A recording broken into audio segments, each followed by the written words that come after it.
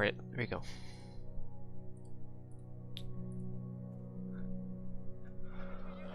Alright, let's redo yesterday. Well, sort of yesterday. Like 25% of yesterday, or whatever it was.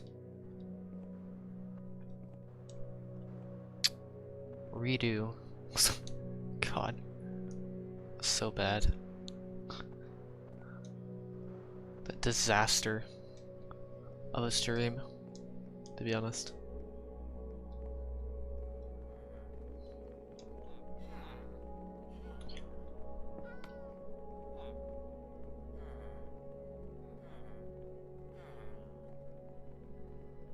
So Kamikaze, Noodles, James, Brick Films, Jamie, Gaming Master,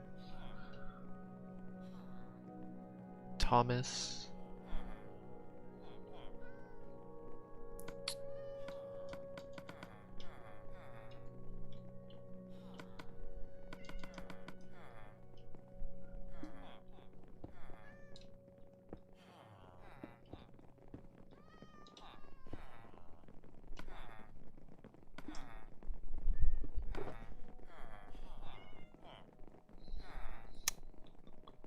Bia, Walker, Pure Levels, Waffle, dumb name, Skyberry, haven't seen you in a while actually, Jamie, I do not have much stone, Jamie, that's it, like, not much at all actually.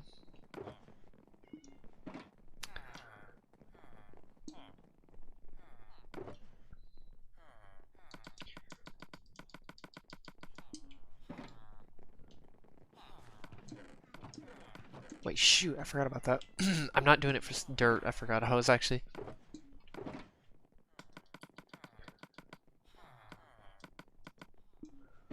doing all the stone stuff. Or all the... ores.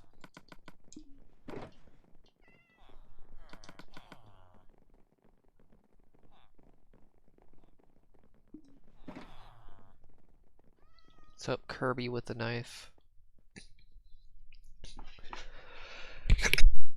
Jeez. What's up, little PV? Alright, let's do this.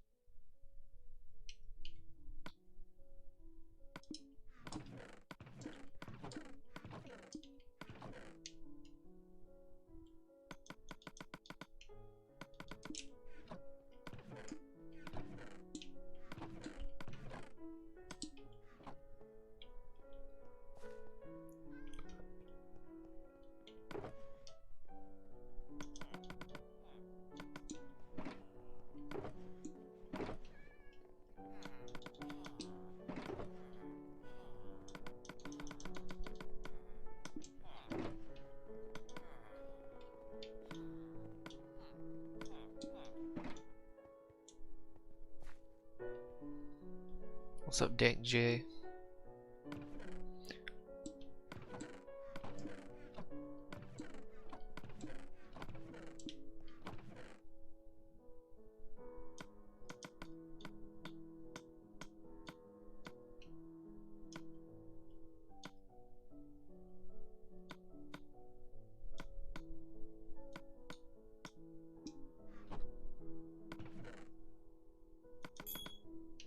Why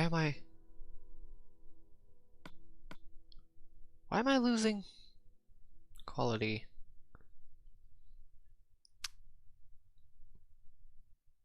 What's up, Koa? Why am I losing quality? I wonder why.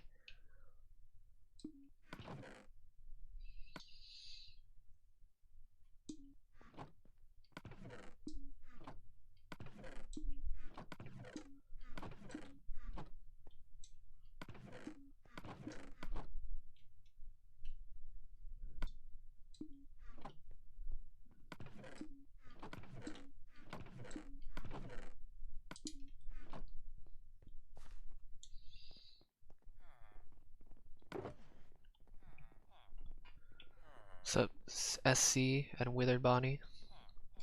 And beg for the end.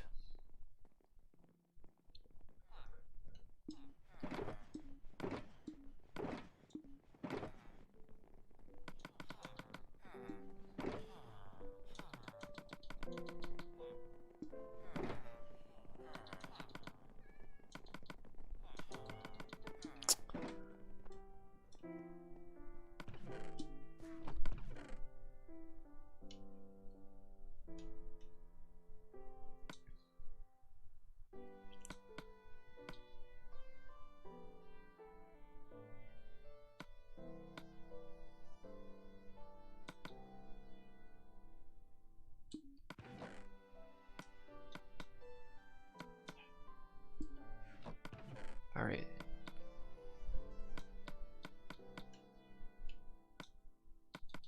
Gold. Iron. Wait a minute. Is it gold? Yeah, it's gold. God dang it, what is wrong with my internet right now? It usually... I mean, I'm not saying it used to be bad, I thought I fixed the problem. I do not have orange juice. I probably will never have orange juice. In my life. Just kidding. Eventually. Maybe. I don't know, actually.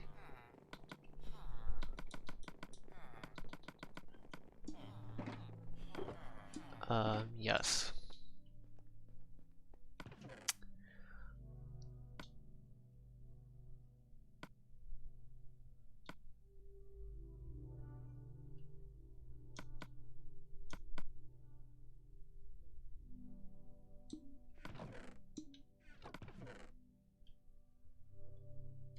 That's funny. I keep mentioning on a lot of streams that what's up, Zero, the Zero gamer, Zero, I don't know.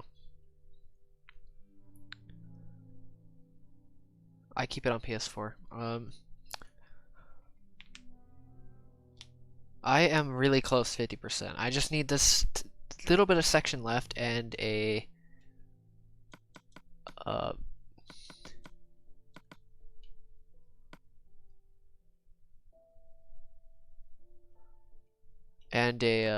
what is it? The small section on the edge of the world. That's really about it. So yeah.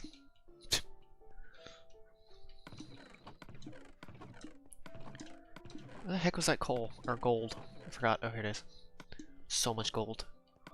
Not as much as I expected, though, to be honest with you. I expected a little bit more. Alright, double check time.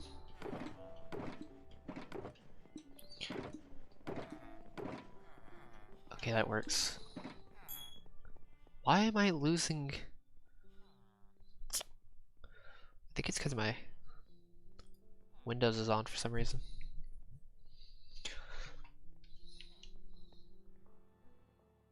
Zero with an X? Okay. Interesting. It's the first time I've ever heard it pronounced like that, with the X, to be honest.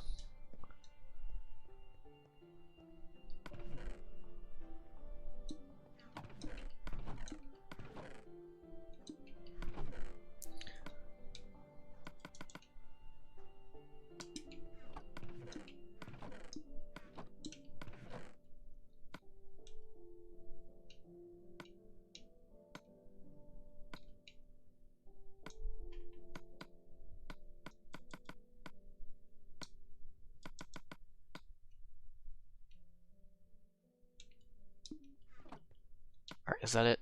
Gold, iron, lapis. Okay, I think I'm good. I hope.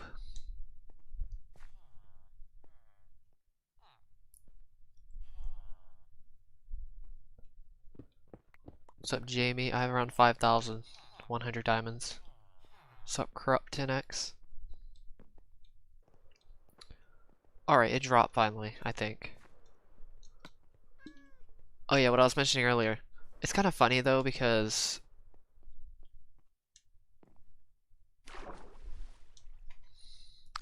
I always mention that like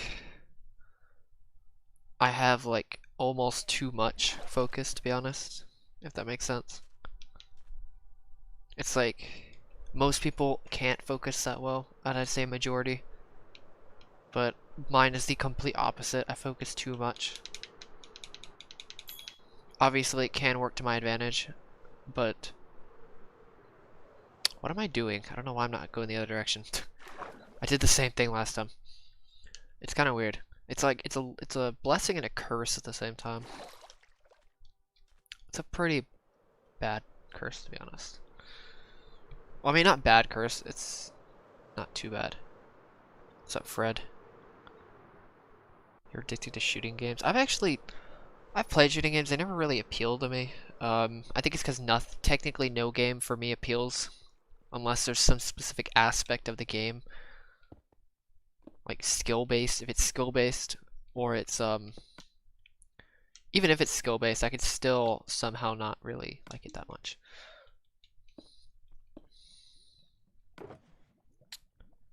What's up, Jacob? It's kind of weird though, because it's like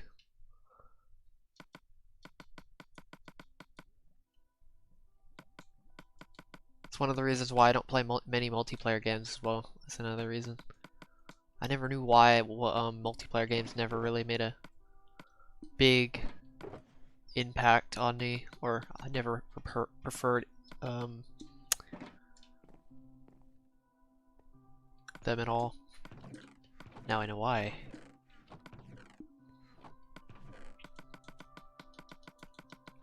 Because I get enjoyment from practicing things in general. My friends know about this.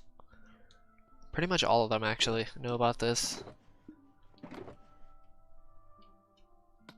It's kind of crazy.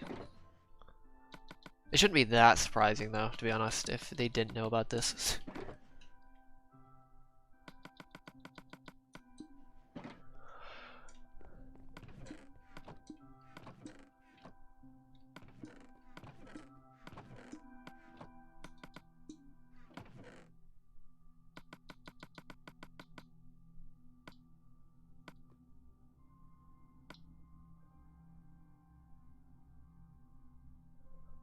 So Jordan. The only reason I meant that honestly the only other games I could play that would give me enjoyment are long-term project games. Literally, this is the only game that I'd probably take for long-term projects, because it's the only game big enough for me to actually take in large-term projects.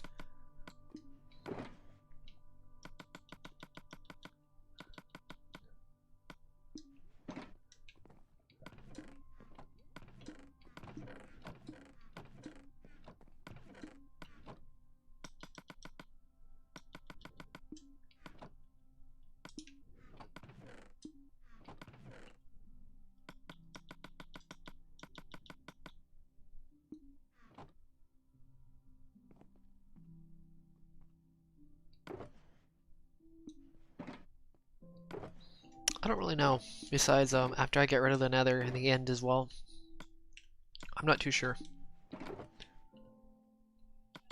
I'm not too sure if I'll even play games again after this. Like, I'm not kidding. It really depends on what I'm doing once I finish this, or while I'm finishing this.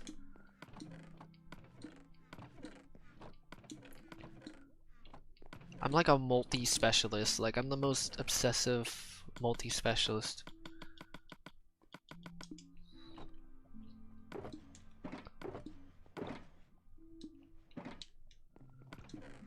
Even though I'm technically not practicing anything, I'm kind of just achieving a goal, which is one thing, I guess. Which is a little different than obviously doing the same thing over and over again.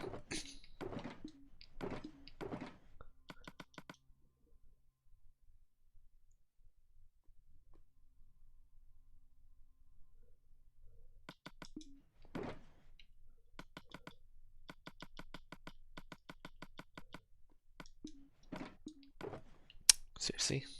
Seriously.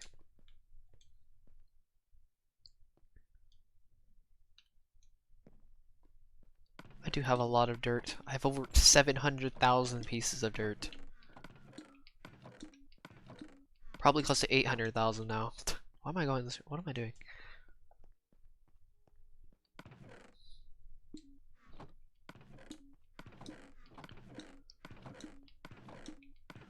If you want to figure out how much, if I want to figure out how much dirt not dirt, how much stone I can get, I could just re-engineer the formula for how much dirt there is compared to how much stone there is, divide it by however much dirt I have, and there you go. That's how much stone I've mined. That's what I'm gonna do.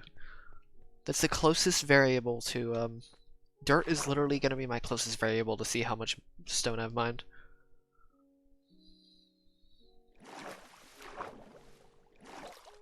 So, slimy fungus, wait. Thank you. If anybody's wondering how long this is gonna take, I want to get it done within 2 years.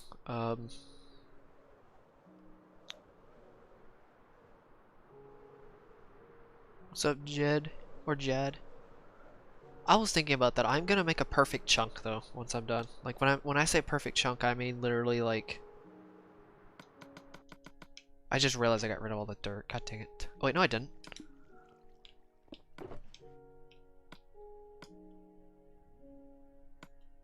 There it is.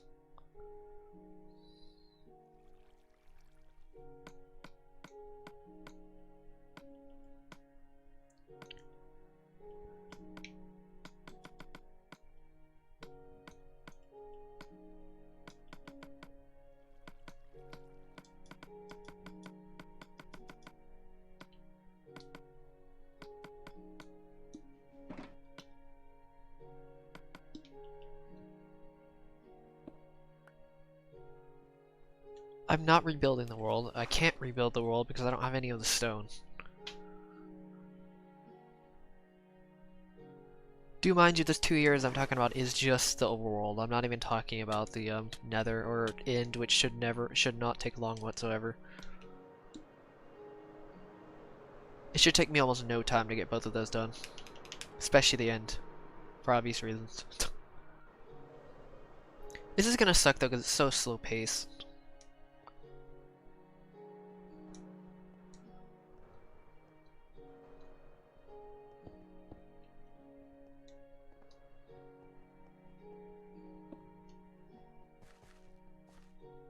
I've been working on this project for around 2.5 years or so. I would say. Roughly that much. Nice. Also welcome, RC. What's up, Ben? Oh, this is... I was wondering why I wasn't breaking.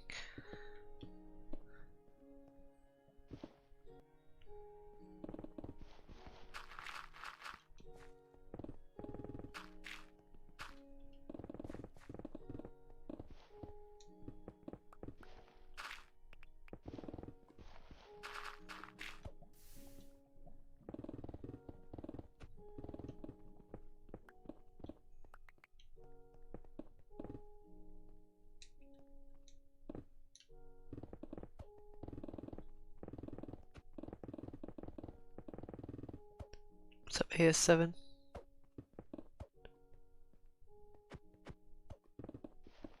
Did you know how long it would take to rebuild the world? Holy Jesus. I could technically do it in survival though. It would, oh god. It would take an eternity though.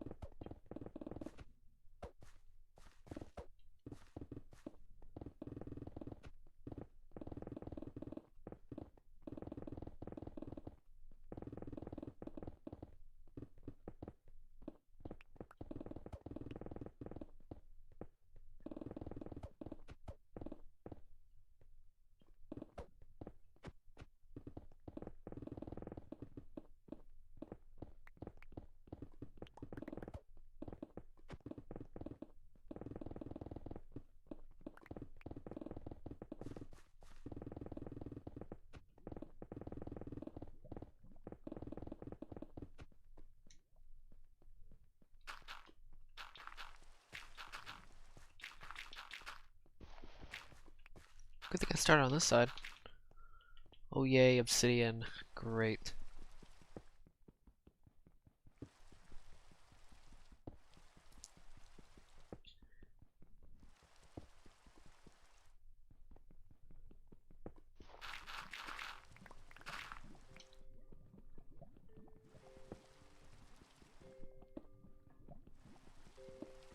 Glad it breaks very quick, but still, it's still so slow compared to everything else.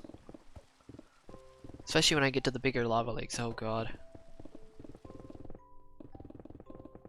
Like, lava isn't as bad as... I can deal with lava faster than I can deal with, obsidian. Except for those giant lava lakes, it's a bit different story, but whatever.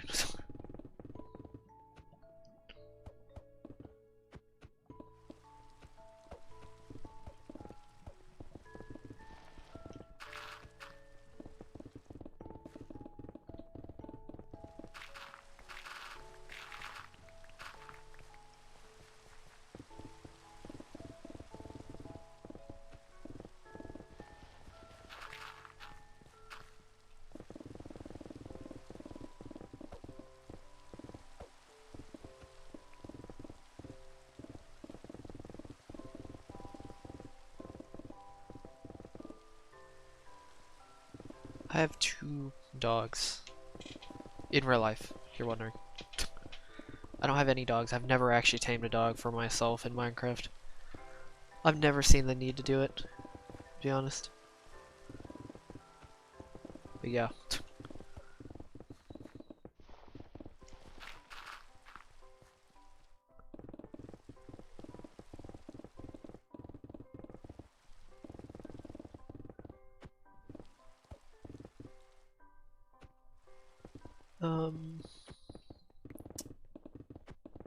Did I finish a layer yet? 2 layers yesterday? I think I did, didn't I? No. What layer was I on? 19, I think? No, 20. Oh, I forgot what layer I was on, whatever. I'll see if I can finish 2 layers tonight, hopefully. This is gonna take a little bit of focus, because the tiniest break you take, the longer this project's gonna take. So if you took 30-second breaks every 10 minutes, that adds up after 4 hours of mining. That's a lot of time wasted, if that makes sense.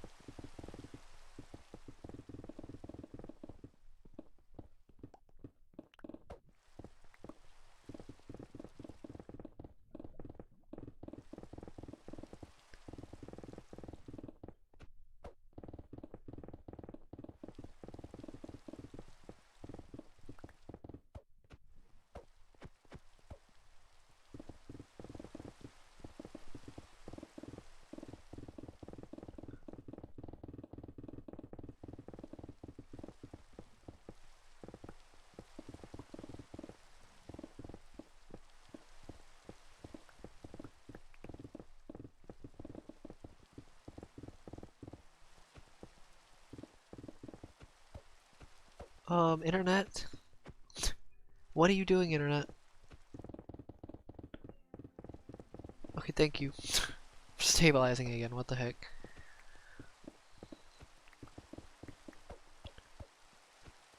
You talking to me, cool boy? Not too sure.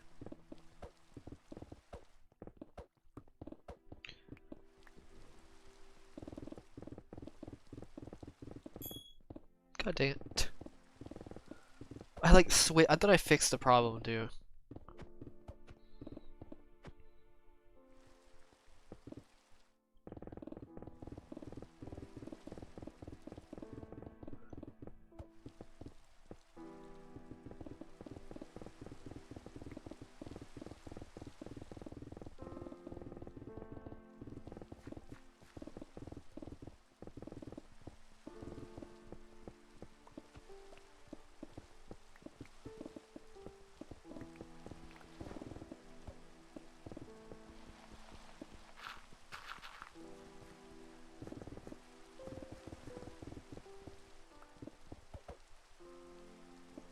Okay, yeah, they're doing pretty well.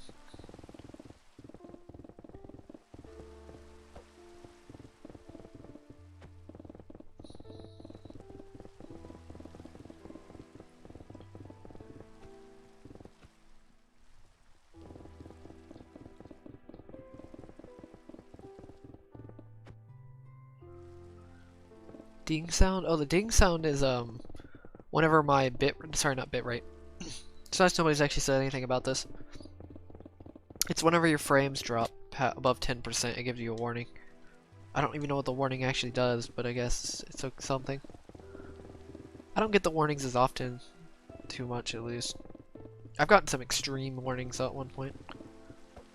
When I changed the settings, it was a horrible idea. My CPU was like actually dying. Sick into that.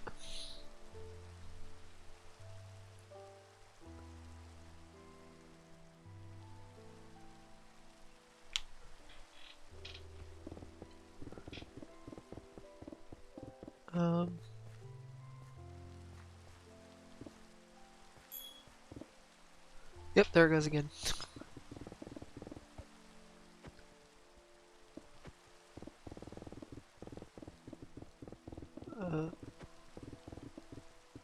What? Never mind.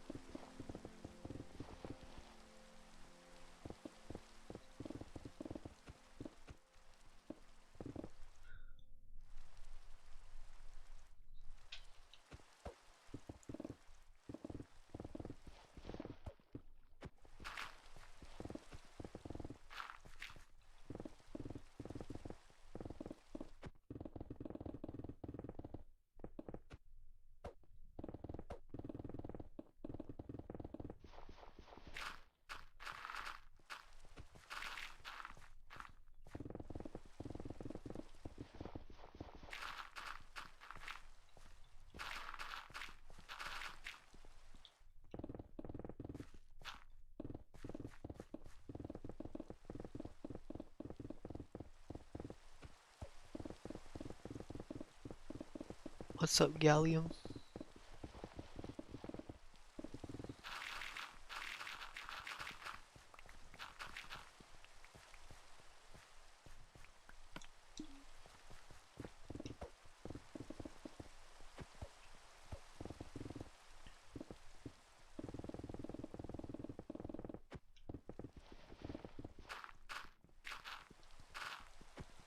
Also, we're about to go to 160 hours. Technically, we hit it yesterday, but obviously, to anybody who's here knows what happened.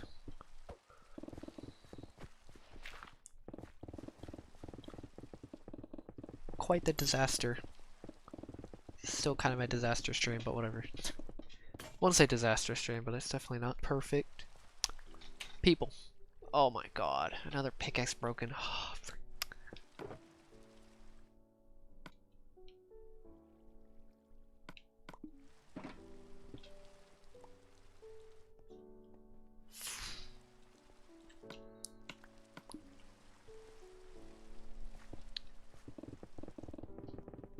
I like just checked the durability. It was fine, and then I checked it again and it was broken.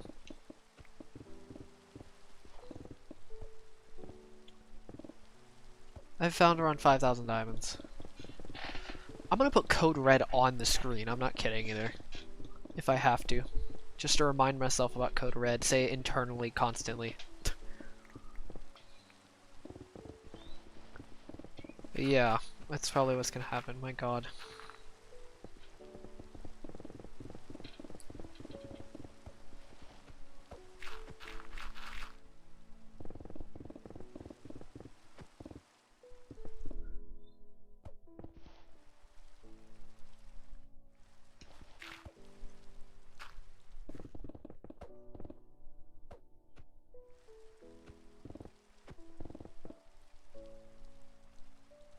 No, I know it's easy, but it still isn't that hard to get all the emeralds.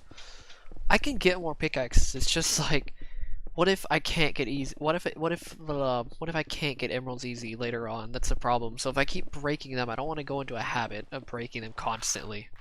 If that makes sense. It's not just about the pickaxes themselves.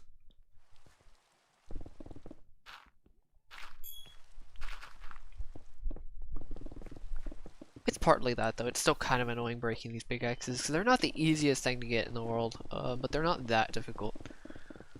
Thank God. I made it's somewhat easier for me now to get pickaxes than last time. What do you think of the update? I haven't actually seen the update yet, so I'm not really too sure. They're talking really loud in the background, so I'm just gonna bleed them out. God.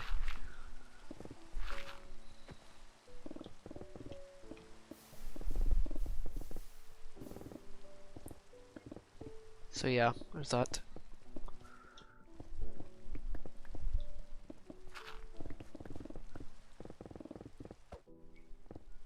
Fungi produce wood. Pros and cons, I'm not really too sure. Literally, I have not cared about an update since... Actually, I don't think I've actually ever cared about an update. To be honest with you. I think the last update I actually somewhat cared about was on PS4, 1.14 PS4. The last update I ever actually cared about. To be honest with you. But yeah, there's that thing. That's a thing.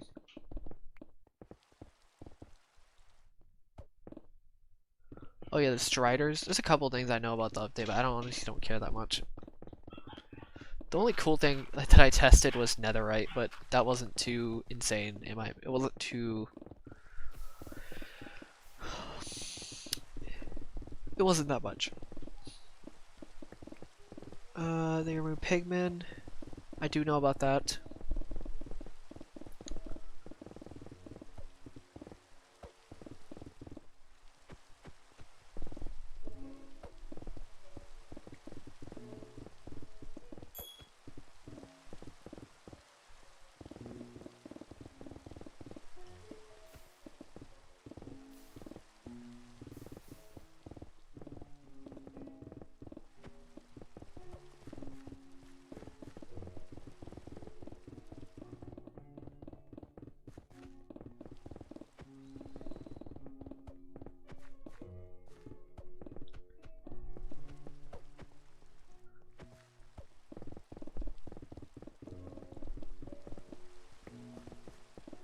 Oh no, it's definitely not easier. It's more of a hassle sometimes for they kind of both have their pros and cons. Pickaxes, obviously they're easy. It's harder to get pickaxes, and it's just harder in general to it's hard to keep track of pickaxes, but it's a lot easier to keep track of pickaxes than sponges. Those are the cons of doing both of these, is that you can lose sponges or break pickaxes. Mining's way more consistent. It's faster pace. It doesn't take nearly as much control to do it either, though, than doing sponging. It's just that you don't have to deal with much of a hassle when it comes to items and durability and stuff like that, so it's not that big of a deal. But other than that, mining is definitely more rewarding and better in general. It's also the main point in the project, so I mean...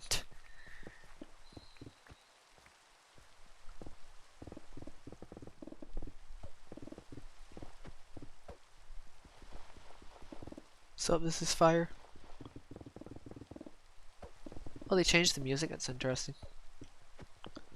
I did hear there was new music, though, a little while back. A lot of things I hear, but I I don't care that much. It's just kind of funny. I just remember some things that I don't actually care that much about, even though somehow I remember them. I don't know why.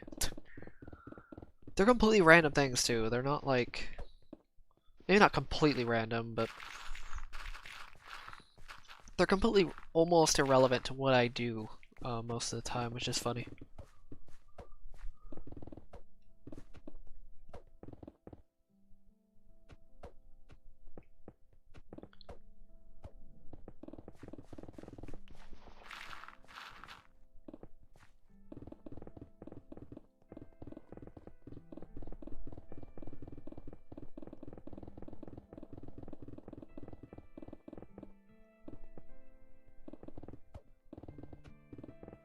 Sup, evil gaming boy? Is this a solo project? I do not have an. It's console.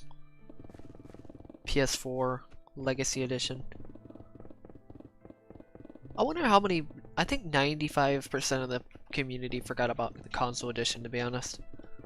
I'm not kidding either.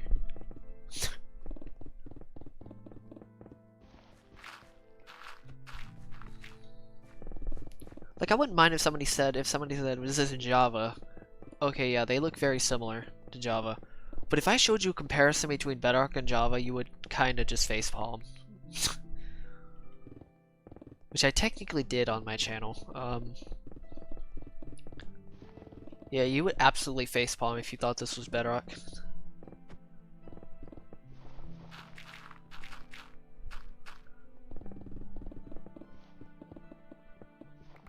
Oh yeah, water, give me a second. I'm gonna get rid of all this dirt, and I'm gonna go get my water. I forgot to grab it.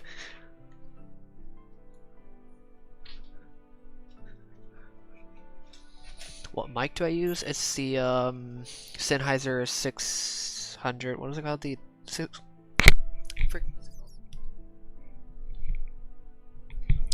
GSP 600. I forgot what the name of it was.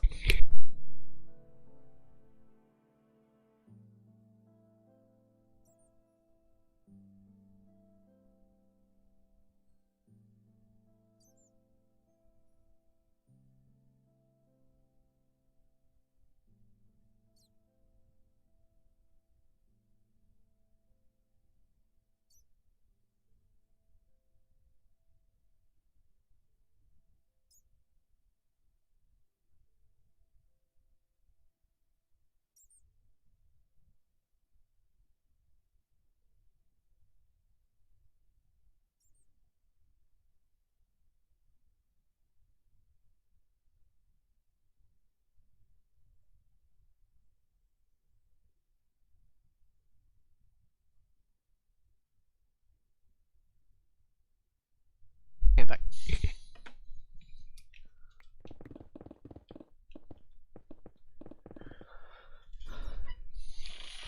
I had to grab water. What do you mean drop my mic? I can't really drop my mic.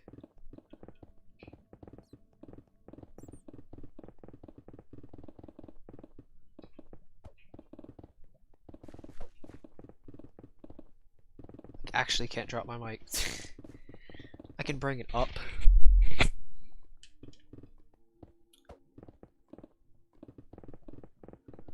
The only reason I'm playing on a limited size world is because of this. Because of this project alone, I literally would not play.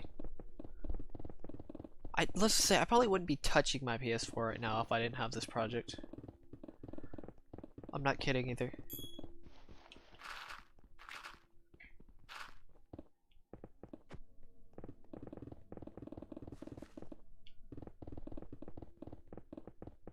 Like, I actually have no purpose in playing my PS4 besides this project. Actually, you know what? Scratch that. I have no purpose in playing Minecraft except for this project.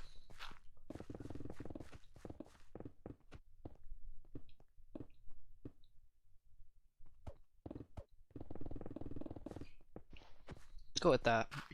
Even more insane.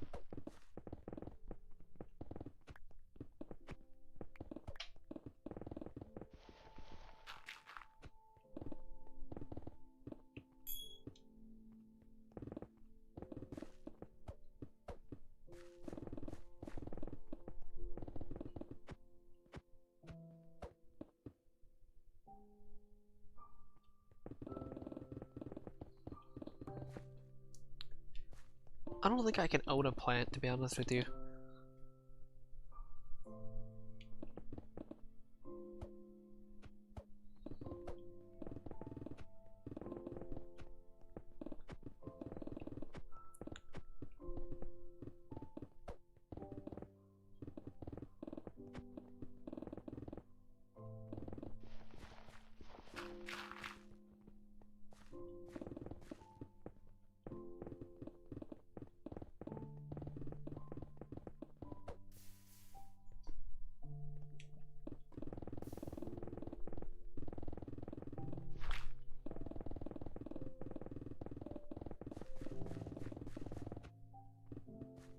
$4 a.m. My god, dude.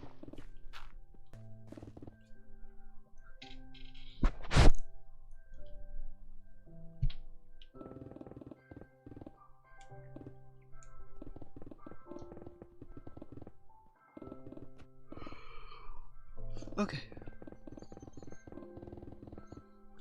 I want to see if I can make up the time yesterday, with going a little bit faster. I was going pretty slow yesterday.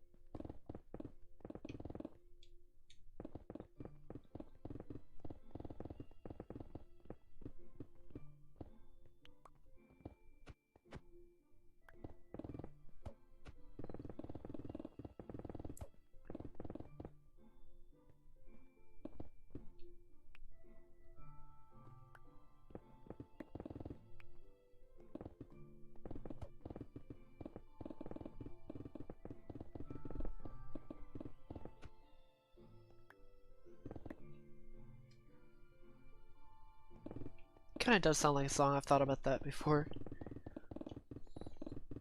What's up, Finny, bud?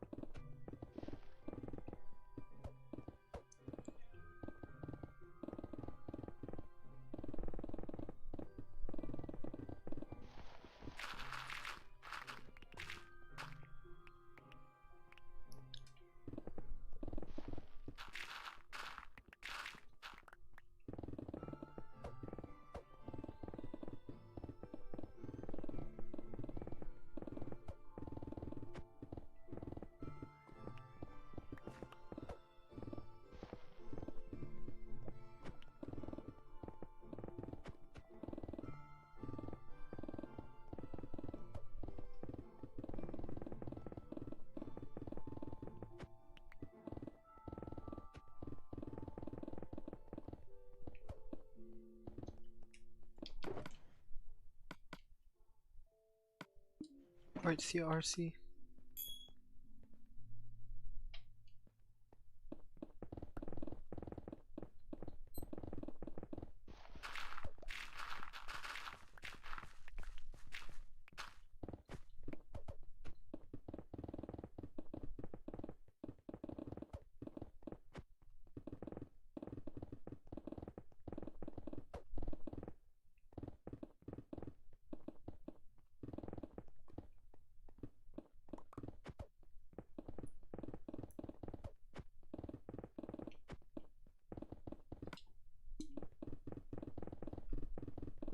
It's actually pretty easy to manage these pickaxes without talking, but when I start talking, I can't multitask. Like, one of the probably the worst multitaskers to ever live, to be honest.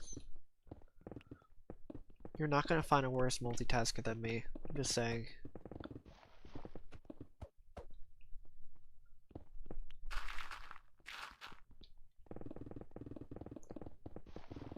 I have very fast reaction times, but when it comes to actual multitasking, technically it's impossible to do true multitasking, but it's like impossible for me to switch between thing to thing to thing. in rapid speed.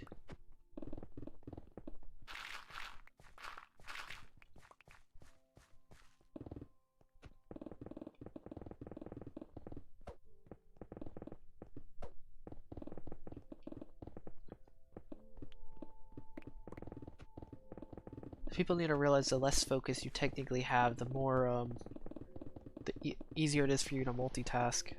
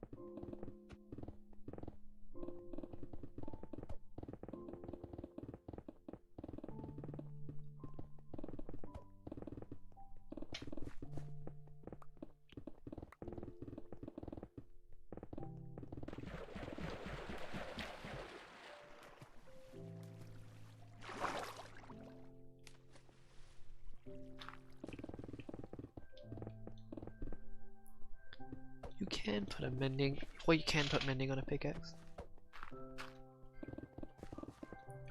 Thought someone was going to answer that question, but nobody did for some reason.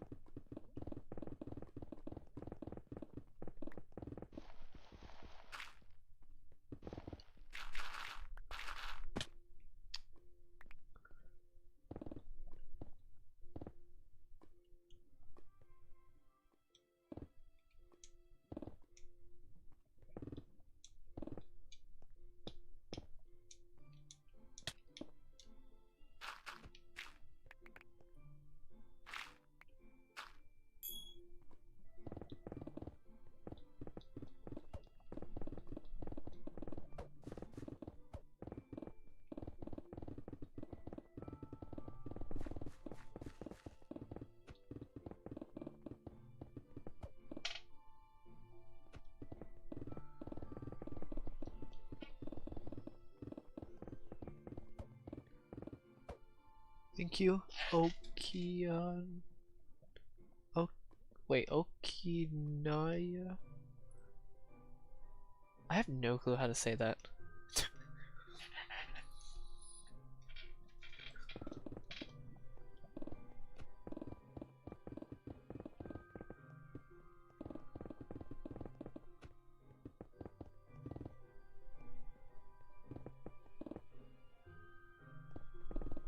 Yeah, I don't know where is Dark and stuff like that. I don't know what happened to him. He kind of just vanished.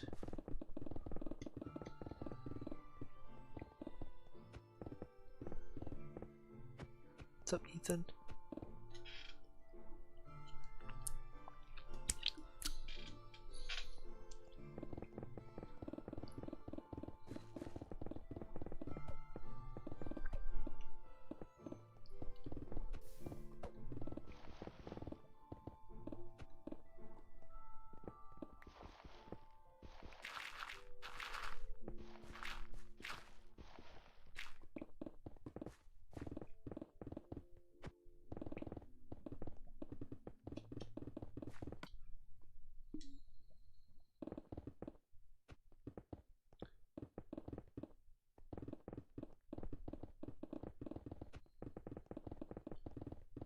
I'm on layer 18. I'm technically mining layer 19, but I think that's how that works. I'm not really too sure.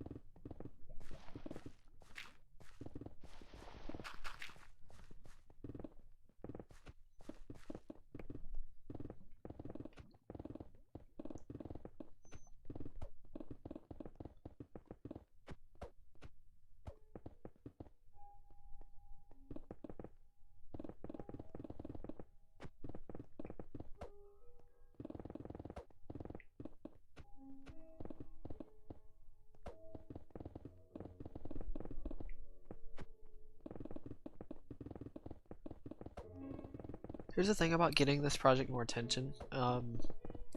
This project is so long, most people's attention span, at least long term, is just basically literally nothing. Like, I commend you guys for actually staying through all these streams, like, my god.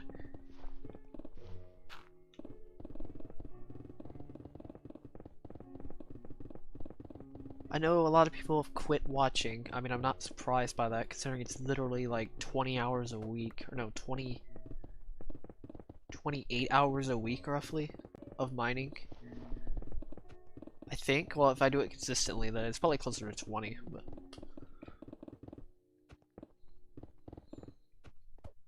Alright, see ya, Ash.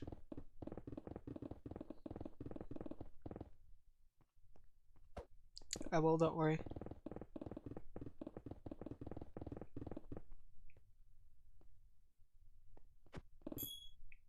I know, it's very weird why there's only 6 people. Usually it doesn't get this low.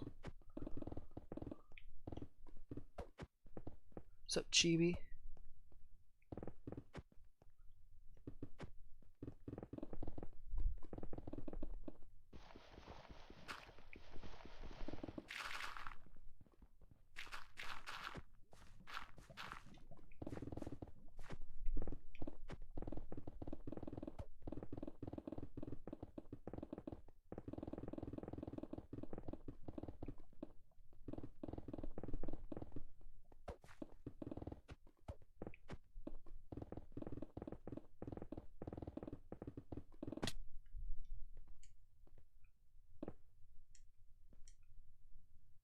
Yeah, I noticed that you do watch Kilo's stream basically all day. It's kind of insane how much you actually watch.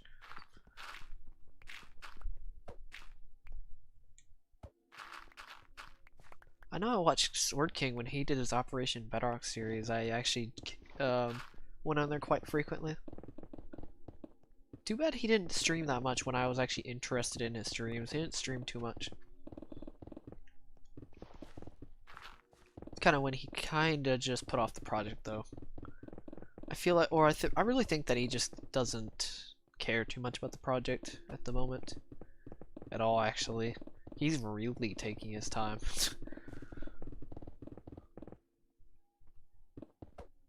So, Ultimate.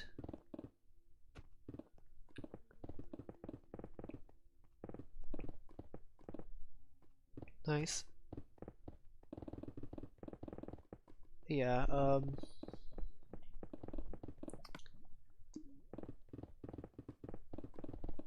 I'm not saying he's gonna give up on the project, but my god, dude, like, I don't really know. He better get a good like 8 people, because if you combine his slower pace with the amount of friends he would need to consistently do it, that's a big problem with adding friends and stuff like that. It's because they don't have the same consistent dedication to projects like this. Let's just say I could literally, I'm doing the work of like 4 people. In total, I'm not kidding either, probably. If you gave the average person this project, you'd have to take like 3 or 4 people total just to even match. I'm doing roughly a layer a day, Wesley. At least I'm trying to. I did a layer yesterday. I'm gonna try to do 2 layers a day though. I think. I know 2 layers sounds like a lot. I mean, it doesn't sound like that much, but it's 80,000 blocks. It's 40,000 blocks per layer. Roughly. So yeah.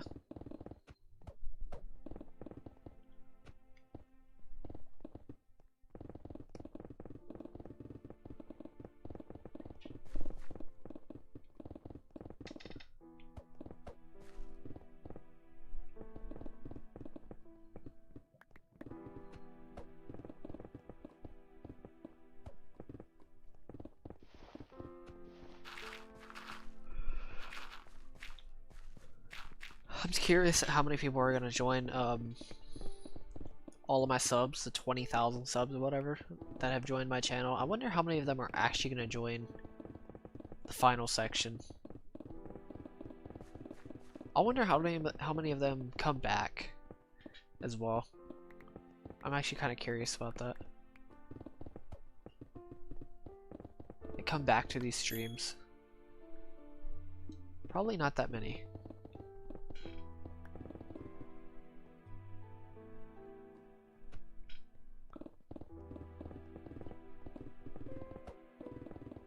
Yeah, one layer is a lot of blocks.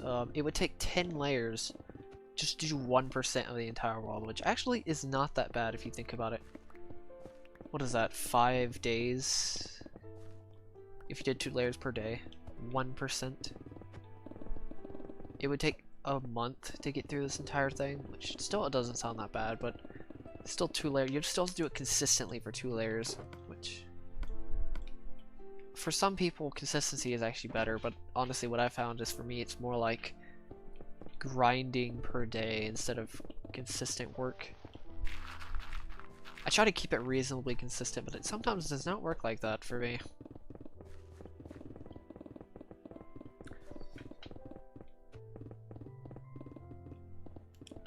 I technically used to have assistants, but he kind of just he couldn't join after a certain point. And so I decided to just do this project solo. Because I knew how long it would take. I knew exactly what I was doing. Well, I didn't know exactly what I was doing in terms of like methodology for mining this world. But now I do.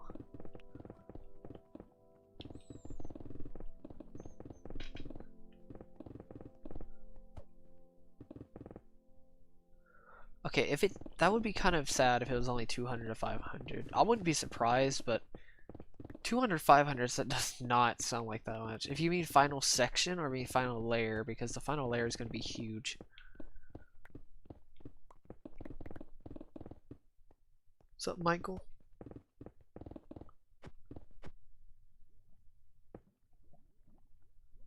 Nice.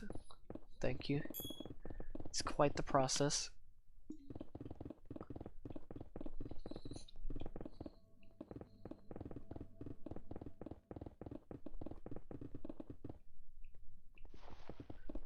People are always wondering why I don't ask people to join, or I don't really let people join. Nobody's actually asked me why I don't let people join, but the main reasons why is because, can you imagine managing somebody for like 2 years on a project that somebody could just easily, or how hard it would be to get people to get on this project? They would not join. I'm not saying nobody would join, be consistent, or do this project a lot, but I feel like somebody would just join for like 5 minutes and then leave and say that they did part of the project. It's like, are you serious?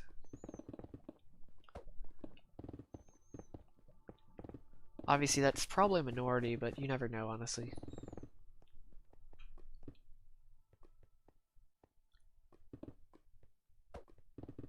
What's up, mobile meerkat?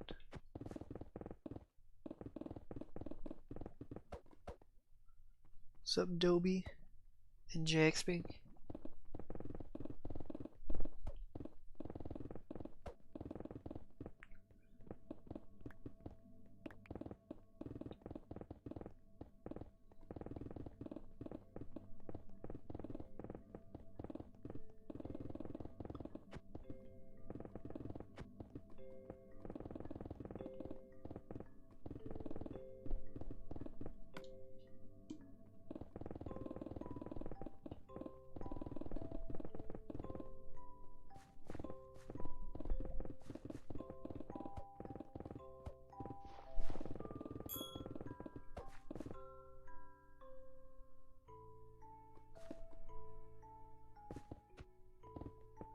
I'll take drop frames over bitrate going down, to be honest.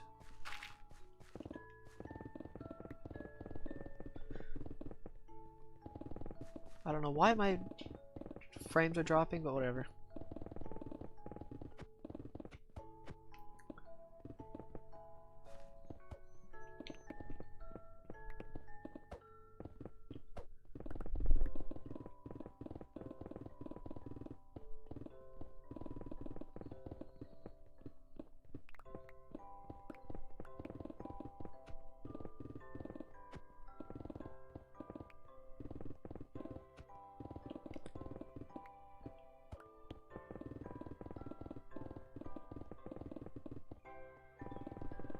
Okay. That's a thing. 170, almost halfway done, guys. Or with this layer, which is really nice if you think about it. Quite nice. I think I still had a little bit left towards the end before I can finish this layer.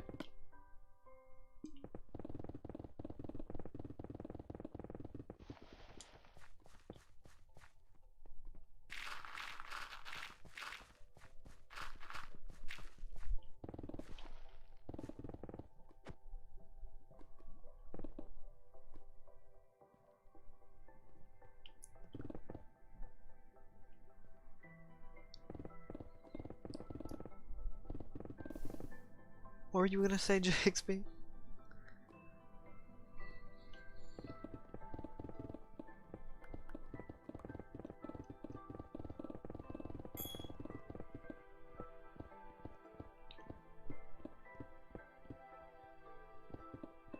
I'm not gonna do Twitch, Zesty. Probably ever, to be honest. There's no purpose of me even using Twitch. It won't make a difference anyway.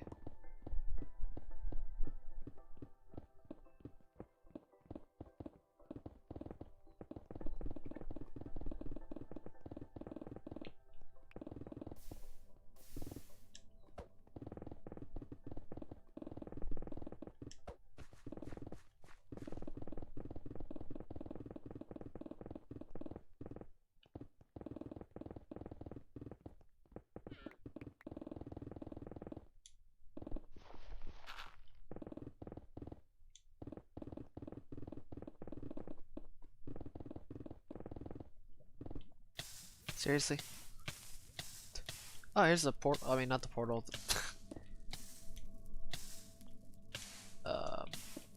Whatever. The beacon.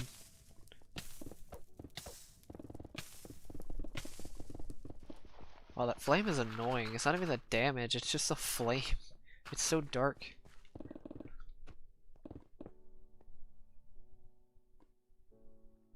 I am not time-lapsing all my work. My god, I'll make a montage of it, don't get me wrong. Like a small montage, or sorry, not small. A decent montage of mining. But I am not montaging. I'm sorry, I'm not time-lapsing all of it. That would be insane. I don't have enough footage to time-lapse anyway. Because obviously I'm not documenting everything. That would be insane. Especially since I don't work on this consistent. I mean, I do work on it consistently when I have consistent free time, but if I'm jumping around things, I'll do a little bit of mining here and there. But generally, I don't work on it for hours on end, I would have to admit. But it adds up over the days, over time. Like if I'm listening to a video or something like that, or a podcast, it's mainly for absorbing knowledge. I pretty much just absorb knowledge, when I'm mining all this stuff. Normally. Obviously I can do that without... Streaming's kind of taking that place though.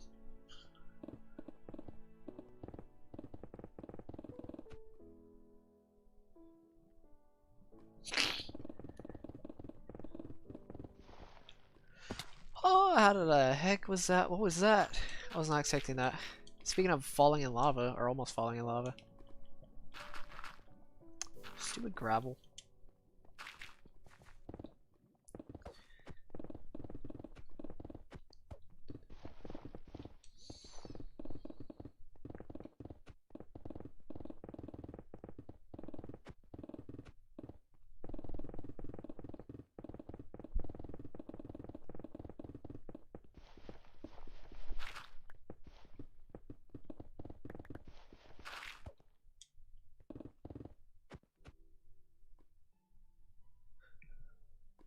Not many people have, I've only killed 12 withers, but... Yeah, only 12. I've seen people kill literally hundreds. That's why I say only. I've seen a lot of things in this game. So, how many diamond pickaxes I've used? I think close to 3,000. I could be wrong about that, number. I think it's close to that number at least.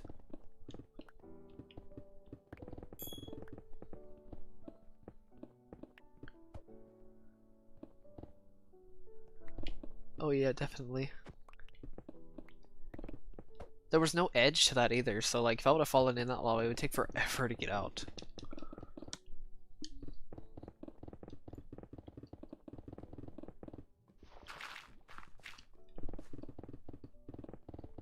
So I wasn't near the edge of that lava pool. I would have dipped right in the middle of the lava pool, which would have sucked.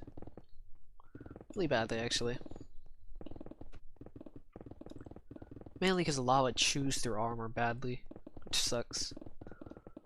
I know when I was messing with so much lava, like half my armor was gone. Half the armor durability.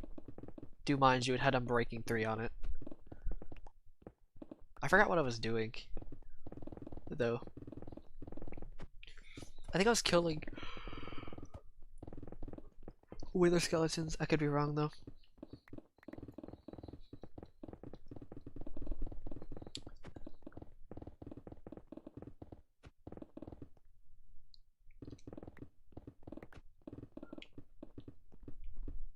It takes, I think, 6,700 pickaxes or something like that to mine the entire world, which that doesn't sound like a lot if you think about it, like just that number. But it's 6,000 something pickaxes with 6,000 durability each, which is insane. I think I'm pretty sure it was 6,000 pickaxes.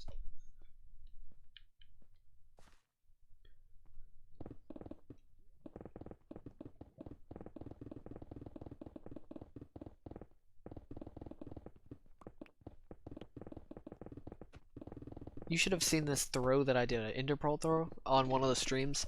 I was so close to the void. You know how after a certain point you take damage in the end? So, I forgot what I was doing. I think I missed the mark on when I was throwing a pickaxe, when I was trying to jump onto a ledge or something like that. And I was falling, and I tilted up all with the elytra, and it kind of... I somehow hit the edge of a endstone block. If I wouldn't have hit that endstone, I would have probably just died. Because that's how close I was. If I would have missed that one ender pearl, I would have died. It was that crazy. And do mind you, I don't have keep inventory on, so... What's up, Hap?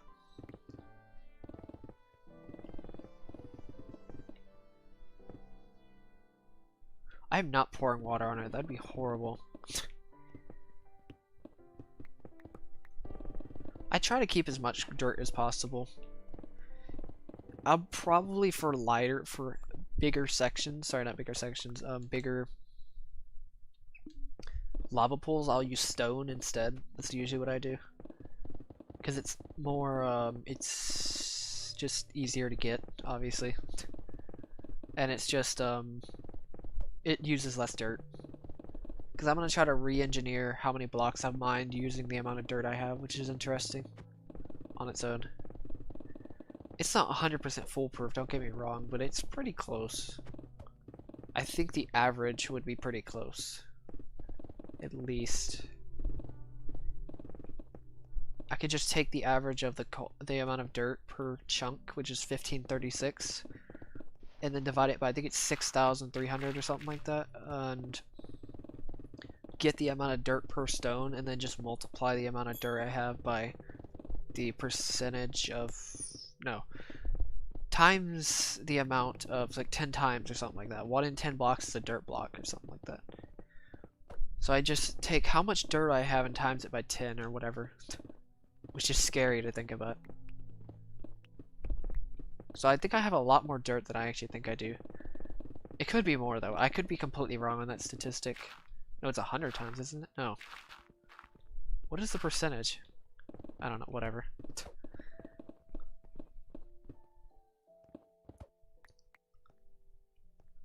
Oh yeah, that would take a lot of time.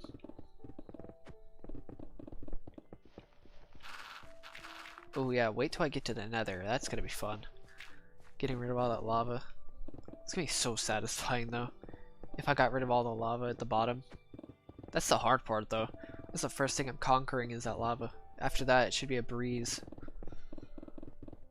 Oh god, pickaxe. Almost forgot.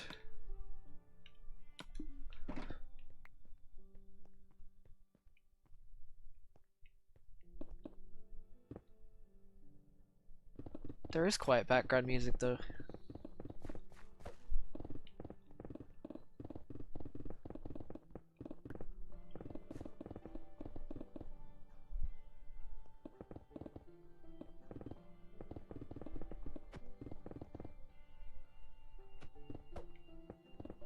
Oh well, I think it'll be good, honestly. The audio isn't really the big deal though.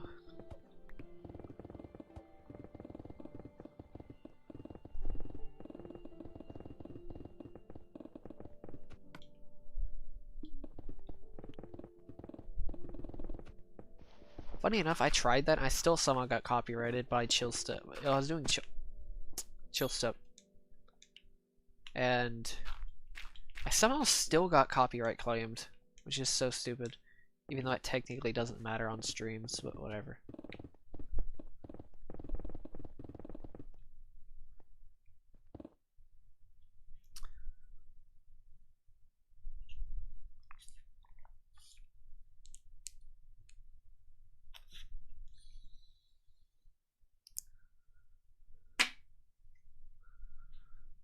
Alright, I'll turn it up then, just a bit.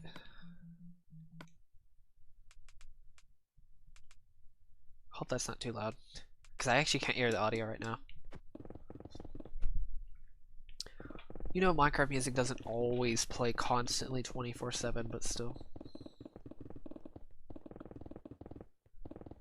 I don't want to get copyright claimed every time I make a video.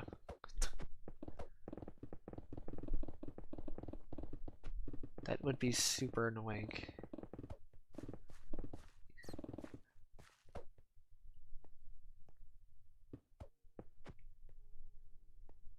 Sup, Natural BBX? Oh, you did this project as well? How far did you get? I'm actually kind of curious.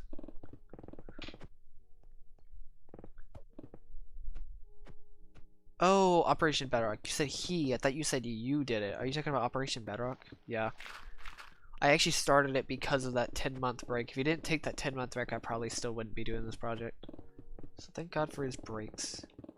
He's going a bit too slow though, in my opinion, so I'm gonna just finish it.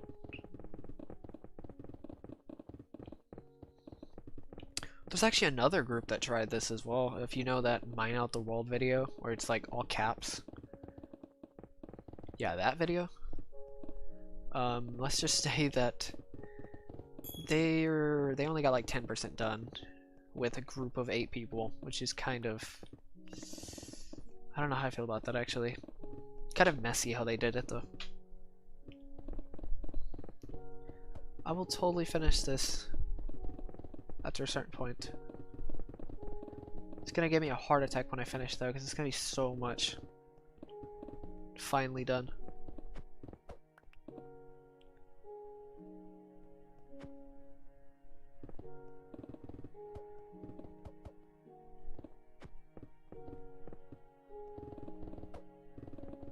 Nice.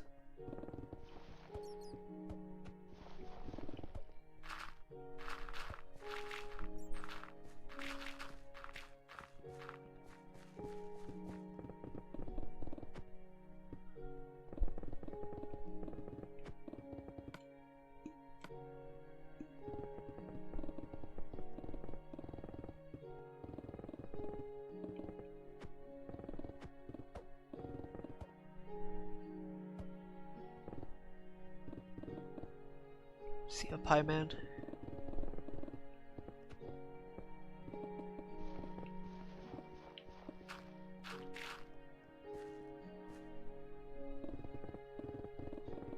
Yeah, I thought you meant you for some reason, but no, I know what you mean now.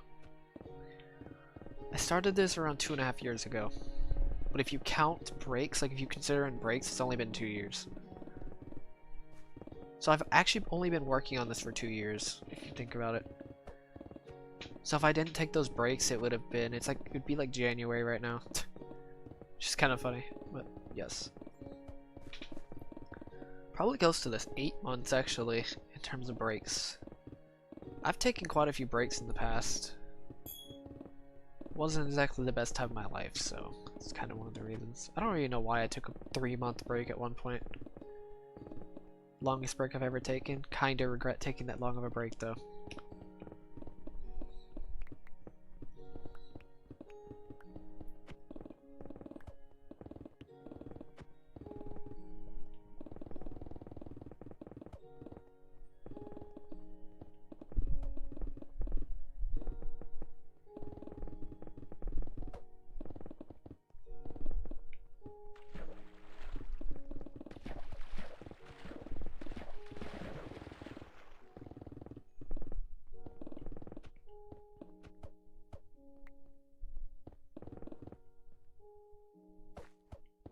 What's up, Fred?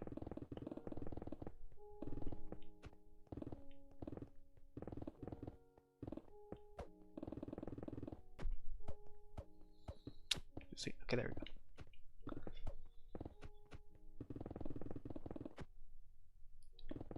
Yeah, it's very surprising how fast you can actually do this project, to be honest. I'm actually off pace. Like, I'm technically off pace of what I should be at. In terms of pacing. Speed. I could totally do this project way faster, if I had a little bit more time. That's it.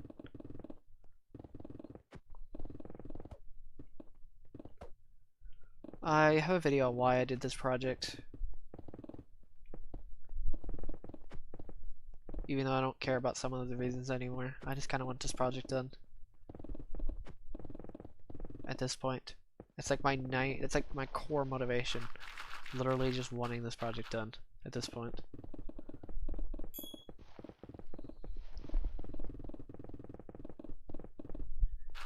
Like I don't care about anything else in Minecraft at this point. Don't care about any update, don't care about anything else in Minecraft.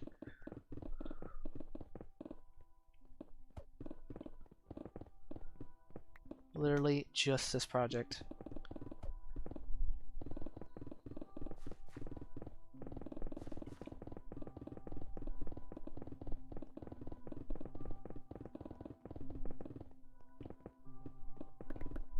I'm on pace this section, but the first section was very slow, the first 25%.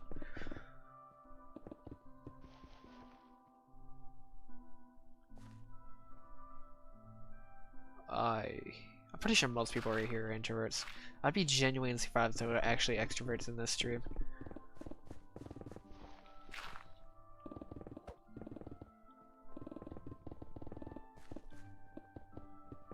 Even though some people can come off as extroverted, even though they're introverts. I'm not gonna go into that though. Alright, thank you. Natural BBX. Also, if you're wondering, Sword does know about me. The person who's doing Operation Bedrock does know about me. He is completely aware of me. He actually knew about me a long time ago, back at 6 million.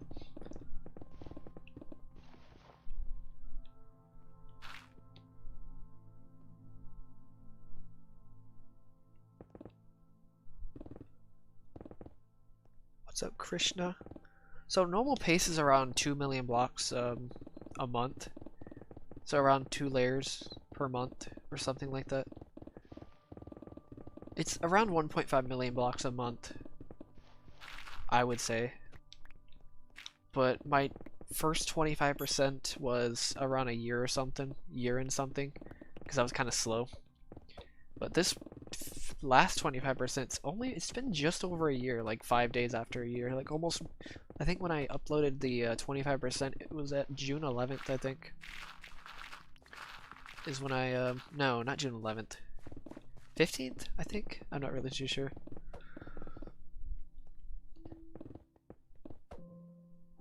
The most frequently asked question is, probably why I'm doing this, to be honest. Probably the main, it's probably the main one I've gotten. My second most common would probably be, when did I do this? When did I start this? And then the last one's probably how many diamonds do I have?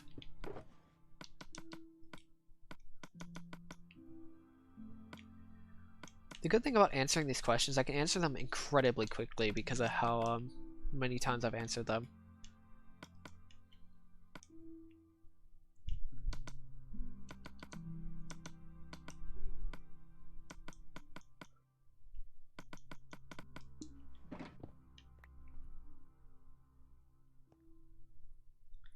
Oh yeah, the TNT thing's kind of also stupid. That's the one question I don't like answering, to be honest, is the TNT answer. I just don't like it. It's not that great of a question to answer. It's not that hard to answer, don't get me wrong. I've answered it enough times to say it in like 10 seconds. I just don't like answering it because it's like, TNT is so overrated. And it annoys me. So, FAQ. I don't know what I'm doing with materials. I want to build a chunk, but I'm gonna do it in creative after this, so probably nothing.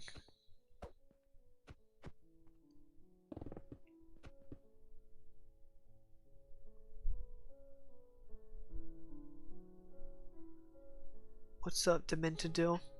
Forgot to answer your question. He didn't stop it, like he just uploaded a video, but he's just going very, very, very, very slow. I'm not too sure what he's doing, to be honest. Like, I know he's talks about he has no time, but he has time because he has Tuber Simulator. He could just replace that with Tuber Sim, like if he actually wanted to get it done, but I really don't think he actually wants to get it done. He's just really just taking his time. They don't ask for mod that often, to be honest.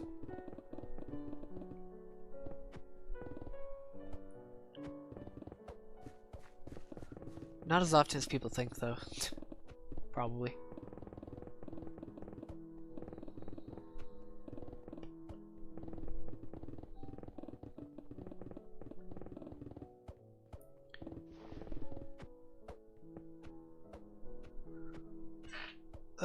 PS4. It's in the title.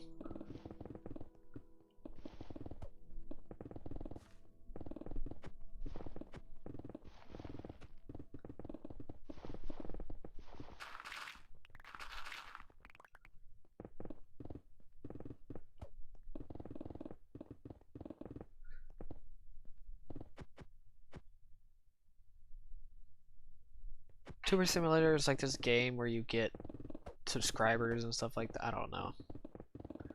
He spends around an hour and a half a day, which he could just put that time towards this project instead of doing it towards Tuber Simulator. I'm not criticizing him for it. I'm just saying, like, why I started this project is because he was going so slow. He's taken a lot of breaks as well. It's not like he's done his project for 9 years. Probably around 3 of those years, at least, are breaks. Or total time breaks.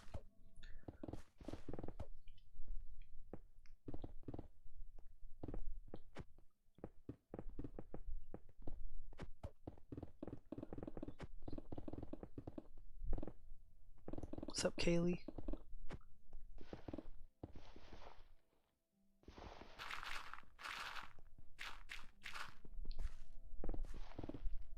Like, I kinda understand the game, but it's like, okay.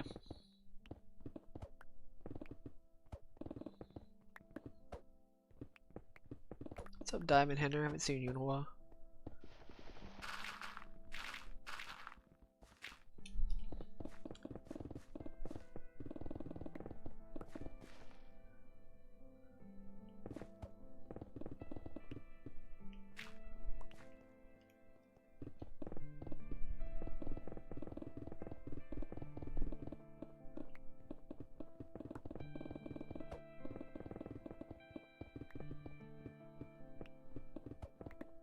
I am doing this solo.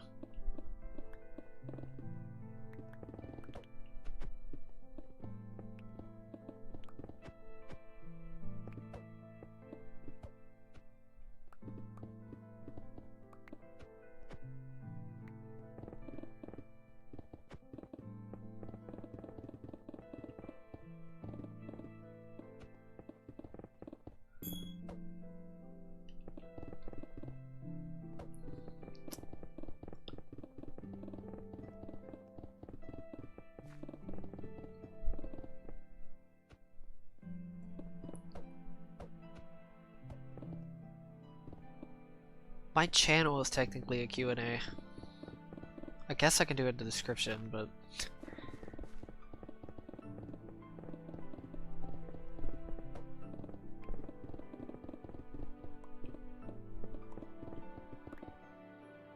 I probably will, though.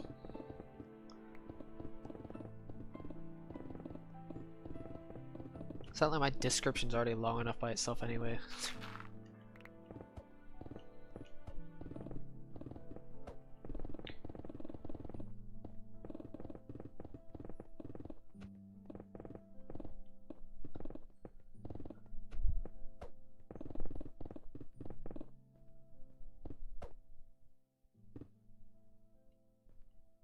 Did not know that.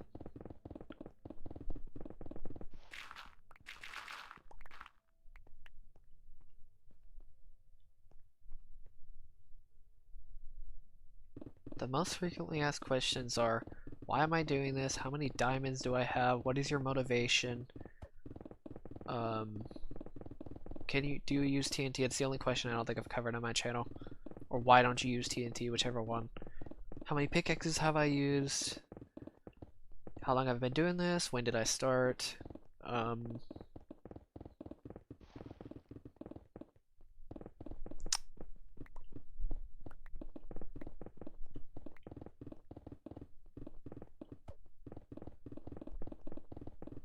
When do you stream? I don't know what else there is.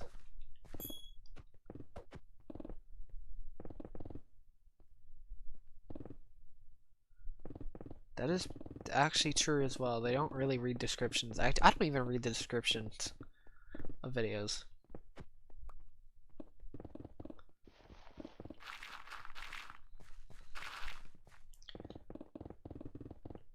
I put FAQ in description. Because somebody asked a question, it's like...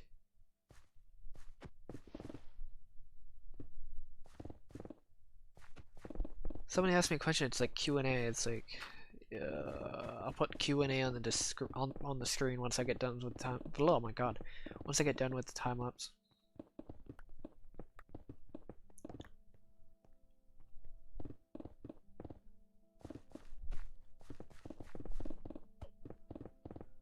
What's up, Dynamite?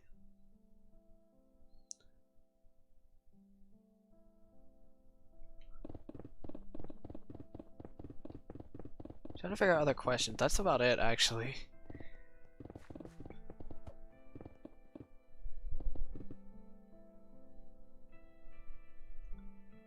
No, I wouldn't say the first person. I just want to get it done. Like, it's not really about being the first person. I just want it done. To be honest.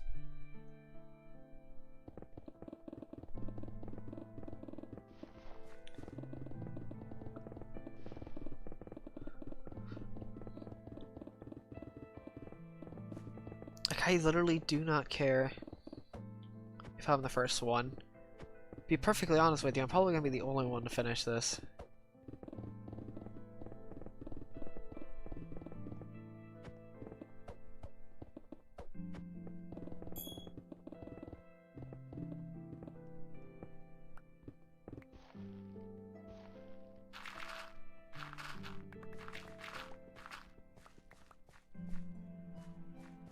I have no idea what I'm gonna do with this channel. I think I'm just gonna leave the channel as it is. I'll make one final video on the overworld, a final project video on the overworld, a final project video on the nether, make a montage of both, and then I'll do the end, and then that'll be my final project. I'll make one final video on the trilogy of this project, and then I think I'm gonna leave the channel forever. I'm not kidding either.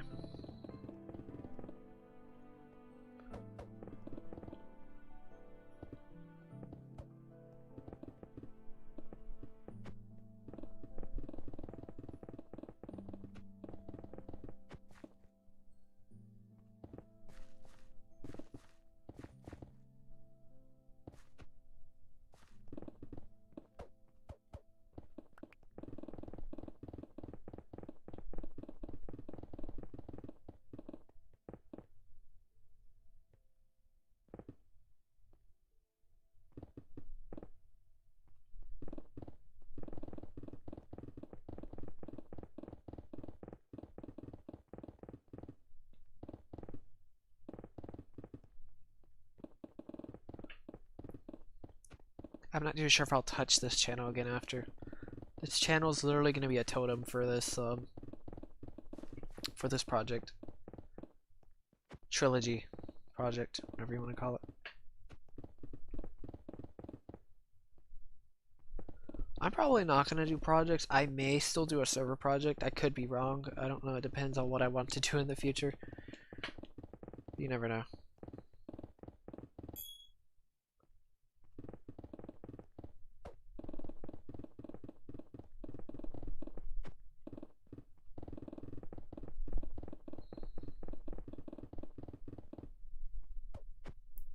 Oh yeah, I forgot about that one. Do you need help with this, or can I help you, or can I join? There's one. I forgot about that one for some reason.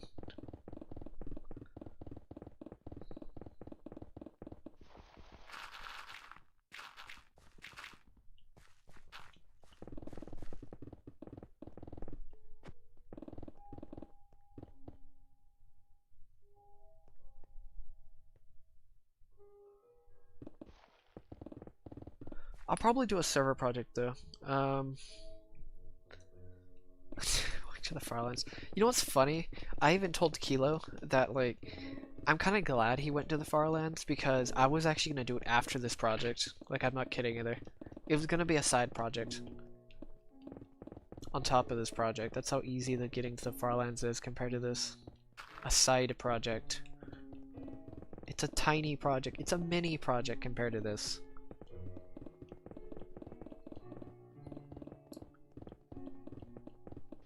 Like, spend the same amount of time, 4 hours a day walking.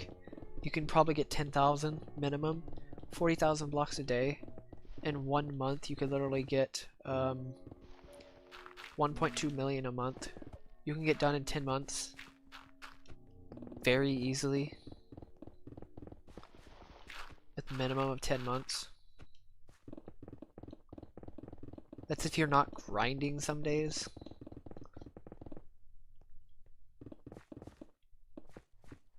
Water.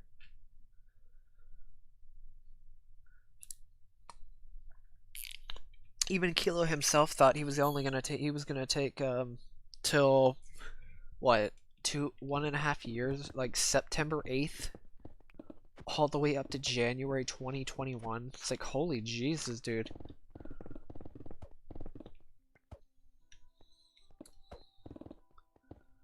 I mean that makes sense, but like,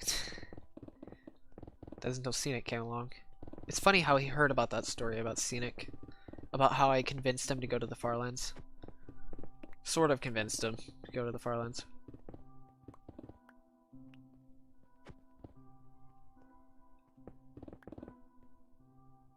What's up, Evan?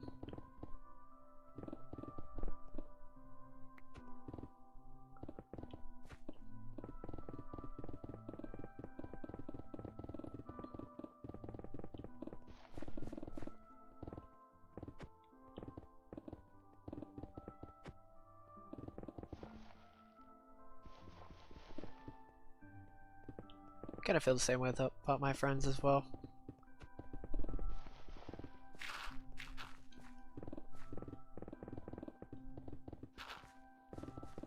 We're pretty close, we're just like kind of separated at the same time.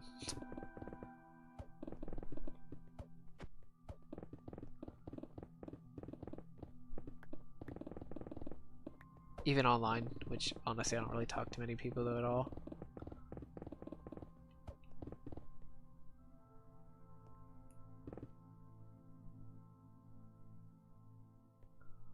I very rarely text, I'm just saying.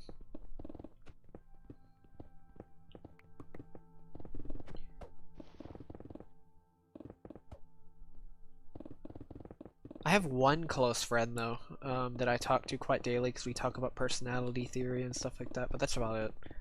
The only person I pretty much consistently talk to, and it's Combo Kings on this stream. He's the only person I've talked to consistently, probably for a long time, honestly. He's probably my closest friend, just in terms of closeness, in general. Especially since we were technically the leaders of our group for 7 years or whatever.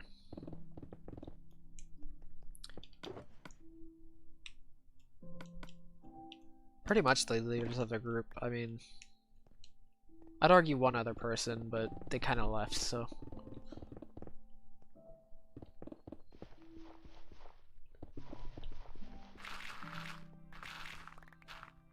I think Combo Kings is the only person who actually has followed this project from the start, besides maybe one other friend.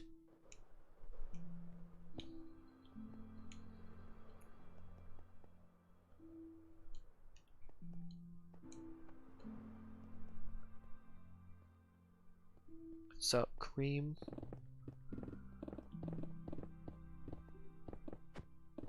doing pretty well.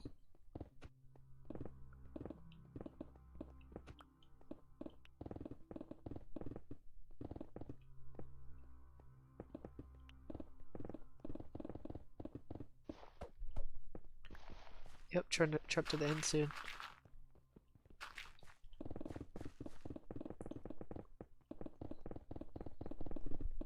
It's been an hour and 10 minutes since I started this section. That's how fast I'm getting through this section.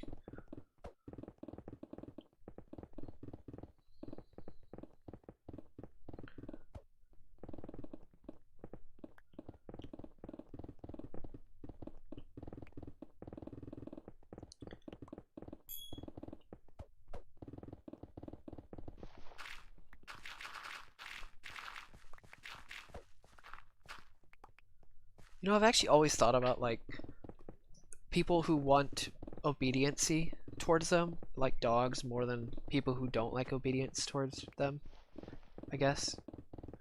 Like cats. I just kind of thought about that for some reason. There are some weird psychological reasons why people like dogs and why some people like cats. It's not really about loyalty, it's just about, like, it's like you're doing what you're doing what I told. Or you're gonna do what I say, and I don't care. It's okay. That's most of the population, to be honest.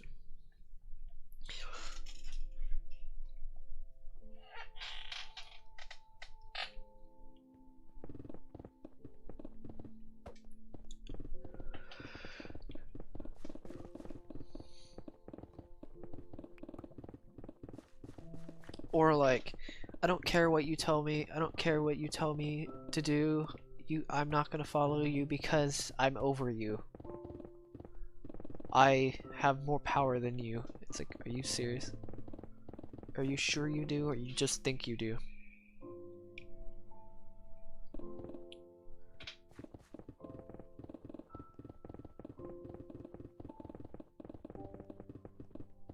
Just because you're older does not mean anything.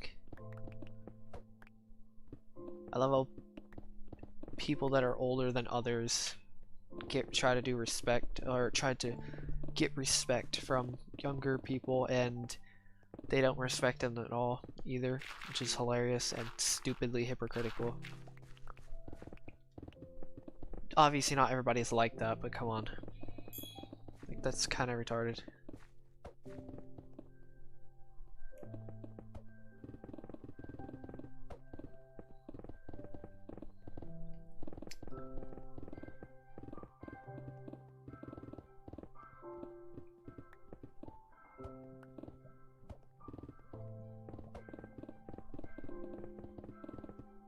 I'm not too sure the last time I've actually felt lonely, to be honest. I don't really feel ever lonely.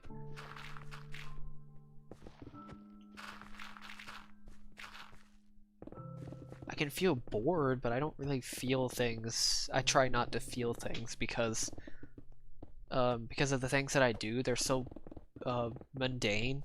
If I feel anything, like if I try to use any type of feeling, I'll just become bored. Because obviously, yes, this is boring over periods of time, but if I just don't feel anything, or I just don't think about it or anything, I just kind of don't. Yeah. Hard to explain.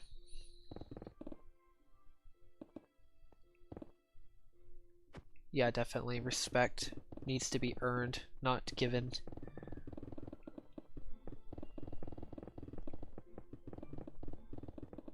Especially since it's very ironic that some people are very immature, I guess.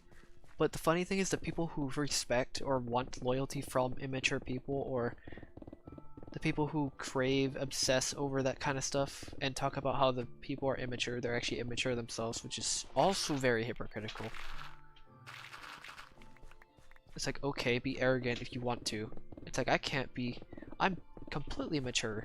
I am perfect in maturity. It's like, well, you're probably less mature than you think you do. It's called Dunning-Kruger effect. Smart think they're dumb, dumb think they're smart, or more like, in this case, it's more like what is it? It's like I'm mature. It's like I'm super mature and stuff like that, and it's like the more mature you think you are, you're probably not as mature as you think you are. Kind of the opposite as well.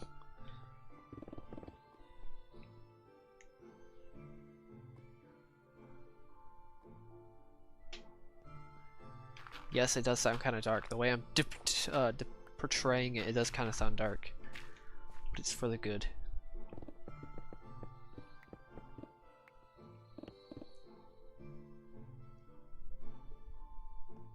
Yeah, pretty much. I basically become a robot. No, it's not depression. I've already went through that phase, to be honest with you. It's one of the reasons I actually took a break on this channel is because of depression.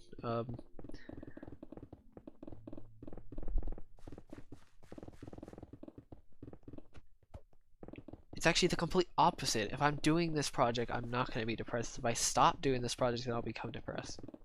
It's not that I will become depressed. I am depressed if I take a break, like a month break or something like that, if that makes sense. Also, I'm just gonna mention, if I start using my feelings, I technically become more depressed. Then I pretty much have to become a robot in some cases to not be depressed.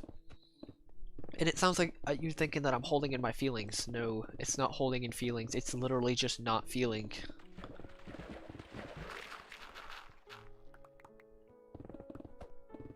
I'm not kidding either. That's the thing.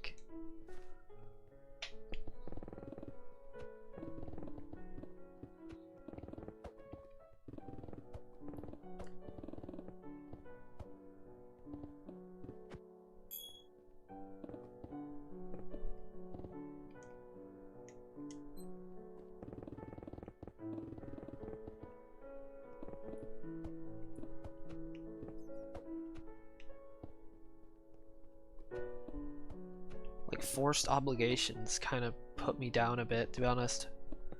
I'll make my own obligations before I get forced some.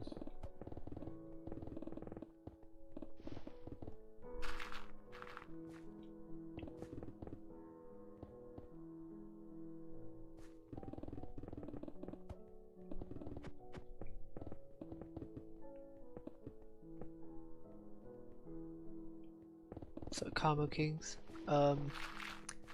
Also, I forgot to mention as well, when it comes to this roboticness, I could technically improve better than most people because I have that mental focus. The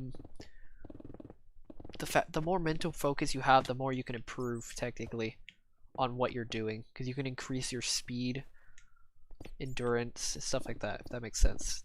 Just to say, the more mental awareness you have over what you're doing, the more mental performance, or the better you perform.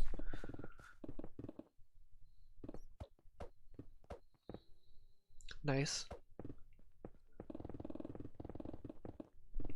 Also, I finally got that $1,000 from YouTube. Finally got it. It took a while, but I got it.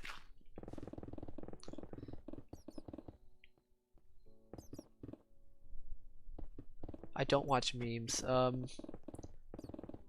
Honestly, a couple things I do. I play Smash, Beat Saber, do this, and I analyze videos and stuff like that on analytical psychology and figure out people's types and stuff like that. It's very complicated.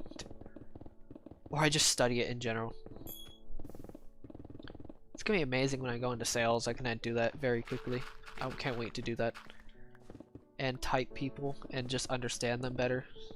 And understand their reactions to different things and products, and yeah, it's gonna be really nice.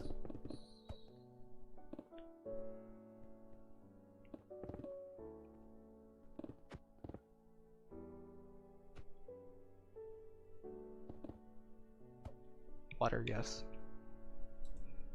So, Lemon Zerker.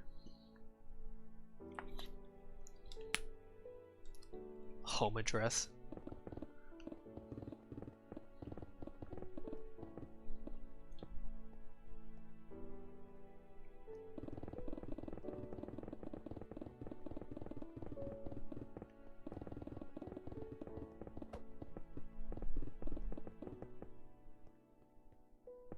Call of Duty.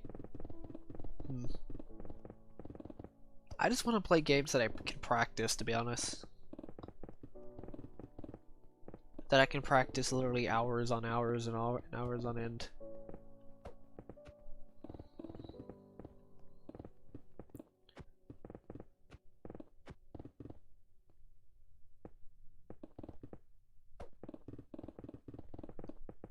Oh shoot, what am I doing?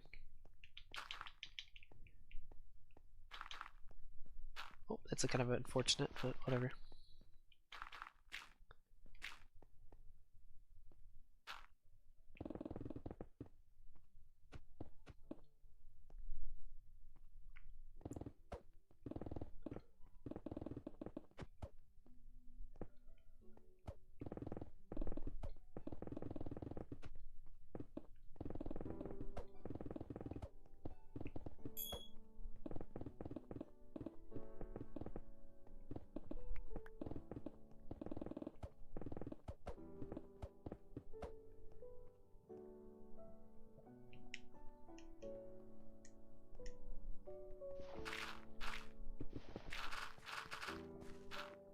Let's just say this, when it comes to practicing, I can't be consciously aware of what's around me.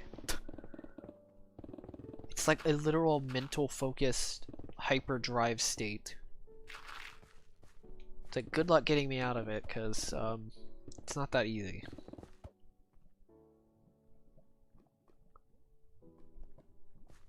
So what I meant by hours on end, it has to be a game that I can practice, like there's a high skill gap. And it has to be a game that I can play independently by myself, single player game, at my own pace. Like, it has to be a game I can train in, if that makes sense, independently.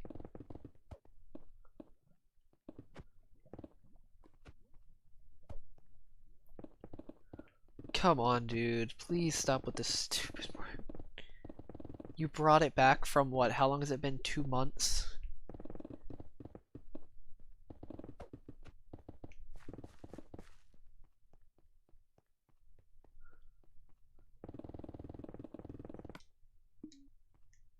Oh wait, no, it's not done yet. The pickaxe isn't done.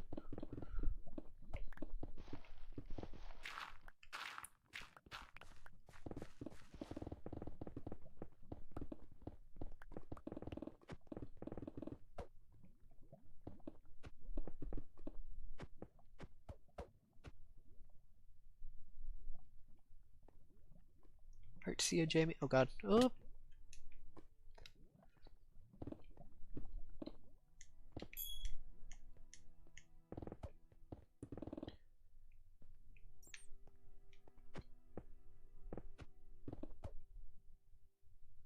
Yes.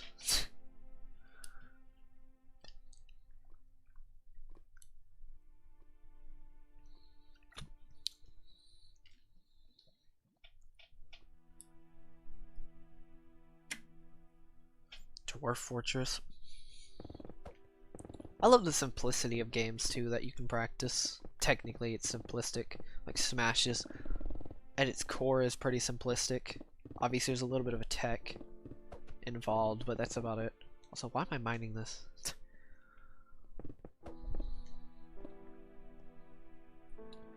But yeah, so those are my requirements for games. I'm not even sure if I'll go back to another, if I'll play ever a game ever again, to be honest. Another game ever again. Here's the thing about me with playing a new game. I only get bored of games because I feel like it. Like if I just don't use feelings for a game, I pretty much never get bored, if that makes sense. I don't know how to explain it.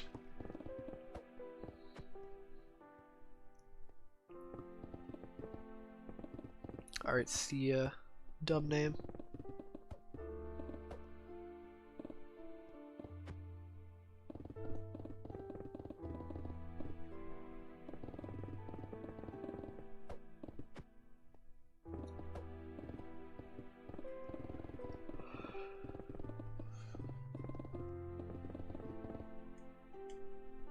Also, don't forget, you can also do Patreon as well.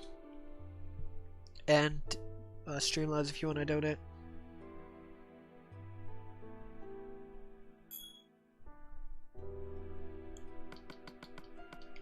Obviously, you don't have to, but you can.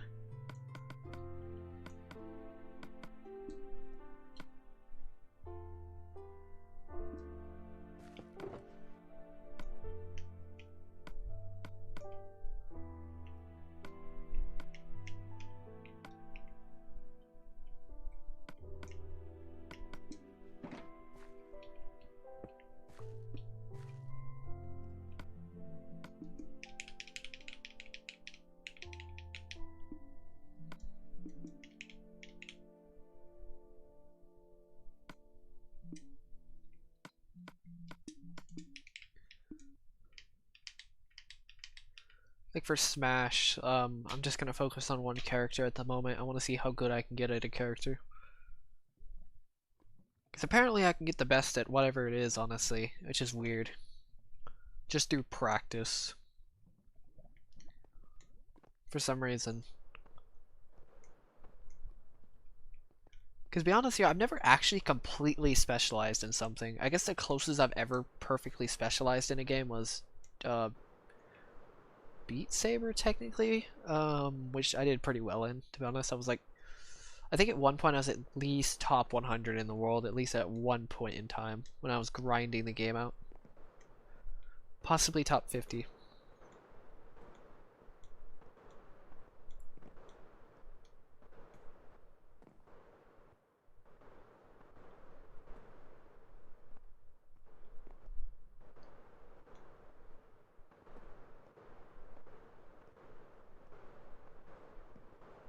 Rip.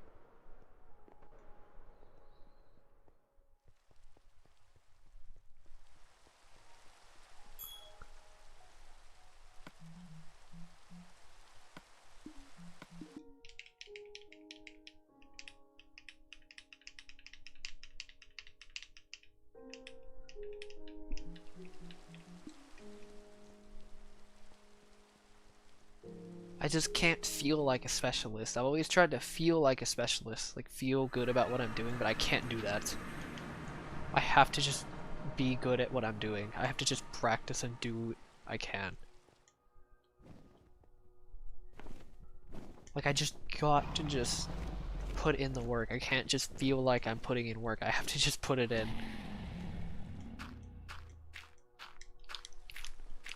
Which that was a lesson I wish I'd learned a long time ago, to be honest. What's up, Noob Master?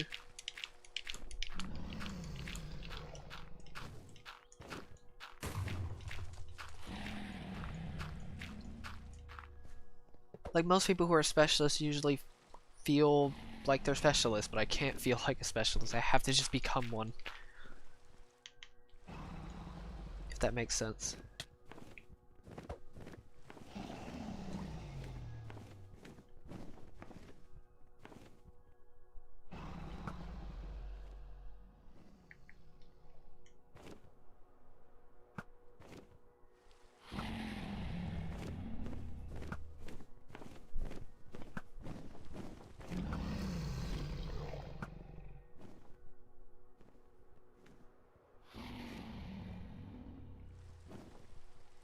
I have a backup. You know, if something like that happened, then I'd probably just restart, to be honest.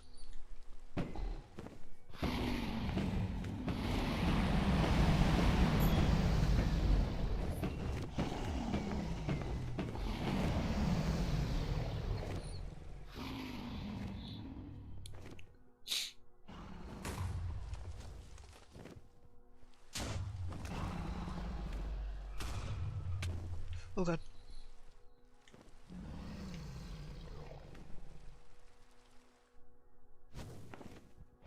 See a combo. Oh god.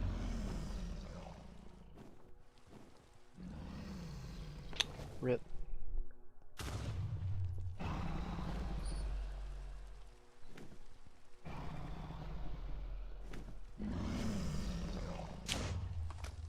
Okay, dragon.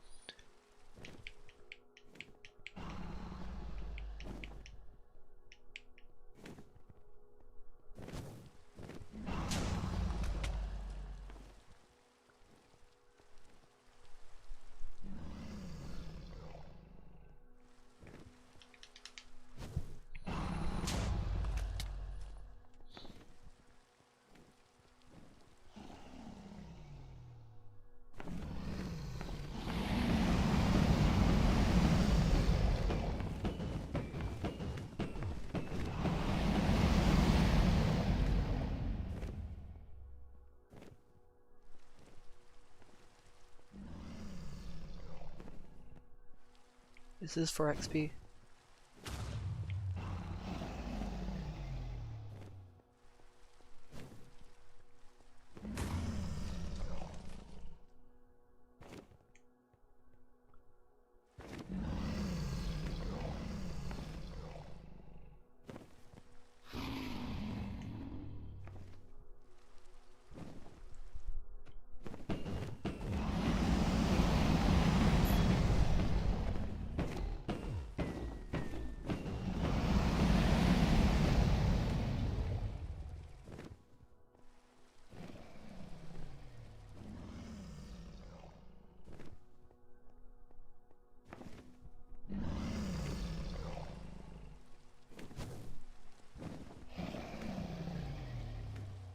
Seriously?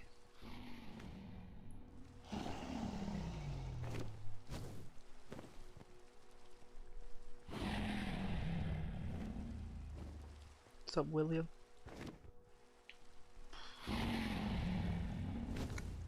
This is taking a little bit longer than I expected.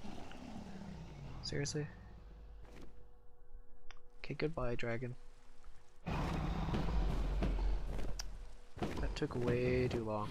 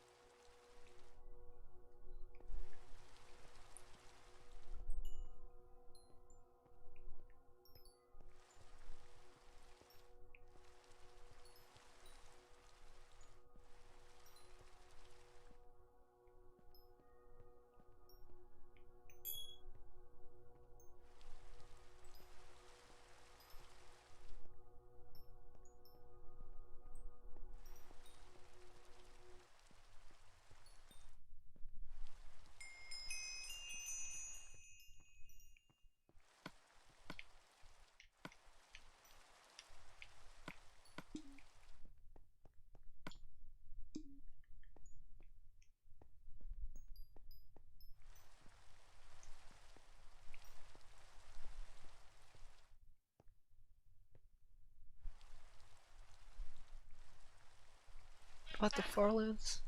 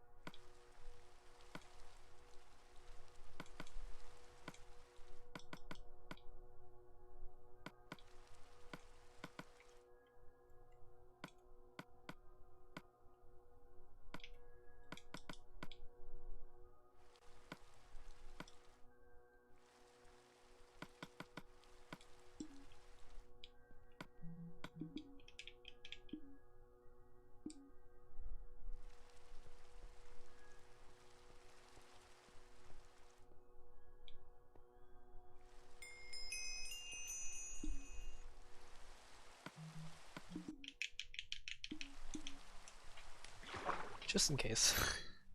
Also, I just realized we hit 160 hours for some reason. So has nobody said anything.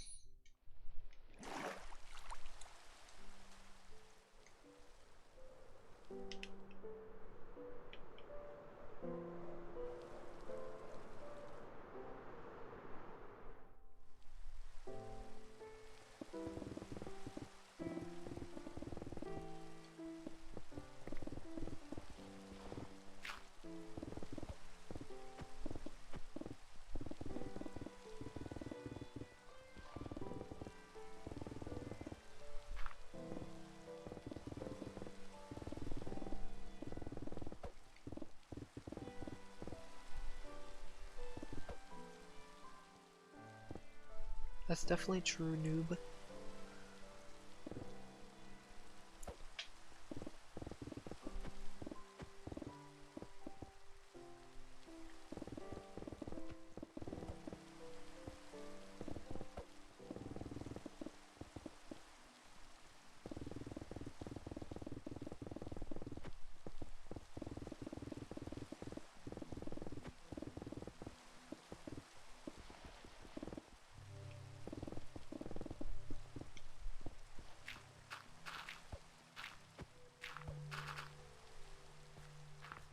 We're gonna have to say goodbye to the smaller streams, at least for a little while if I blow up again.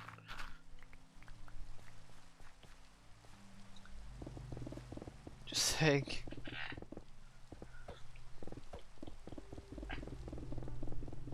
Because if I blow up at 50%, which there's a decent chance I will, because I'll have the time lapse done, which may blow up myself, which the video may blow up, or the possibly, I'm not saying it will, there's a chance of it doing it, or 50% video will blow up, or something like that. Somebody will probably do it, I don't know. There's some chances. There's not really a high chance, but there's some chances.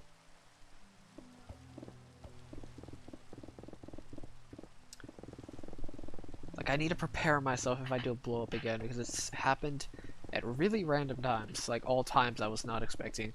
All 3 times I've blown up, literally was not expecting to explode every single time. Especially the first time. Especially at midnight out of nowhere. It's like, why did I gain 20 subs when I had 48 subs in like a couple minutes? Like, okay. I was like freaking out with 300 subs. That the second explosion was like mind blown. One explosion go from 300 to 11,000, and then go from 11,000. Sorry, not one explosion from I wouldn't say it was one explosion from 300 to 11,000, but it was like 2 or 3 mini explosions. And then one explosion from 11,000 to 27,000. Oh my god. Yeah, that was overwhelming. Kind of glad I wasn't streaming at least partway through, because that would have been a lot of viewers. A lot of viewers. Scared to think how many viewers it was going to be, actually.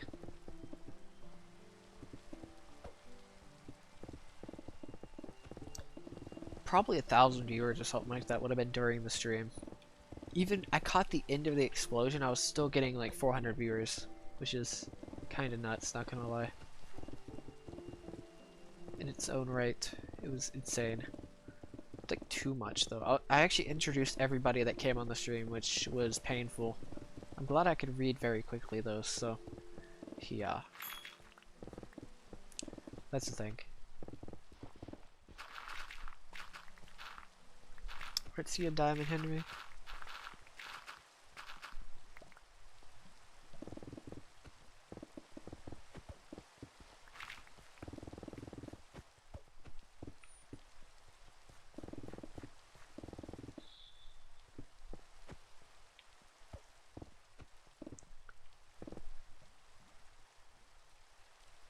That's true, Lemon Zucker.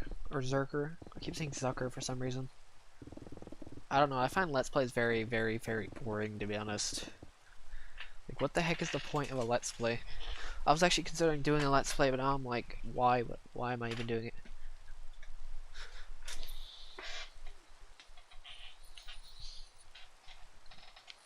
I think Let's Plays are only good if you, like... If you're doing massive projects on a Let's Play, I guess it's a thing, but not really. Sorry about that.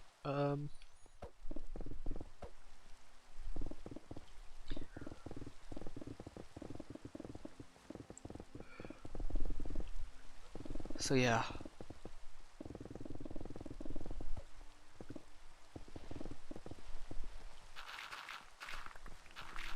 I would say in general, I have a decent chance of exploding. Again. Some chance. Even if it's a small explosion from each, that wouldn't be a bad idea. The cool thing is if I hit 30k though, I can get, right, noodles. I would definitely have to say that, if I hit 30k, I get to, utilize YouTube memberships, which I have no idea what they actually do, but that's a thing apparently, with 30k, which is insane.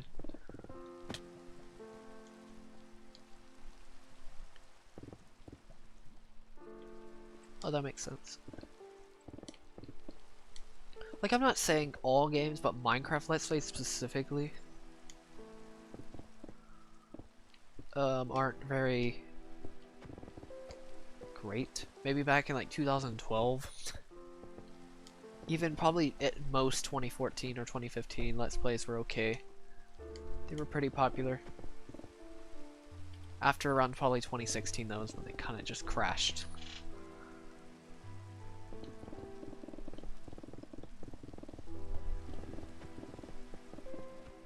I like one-off games, so kind of like indie games in a way. So honestly, AAA games are kind of ridiculously expensive.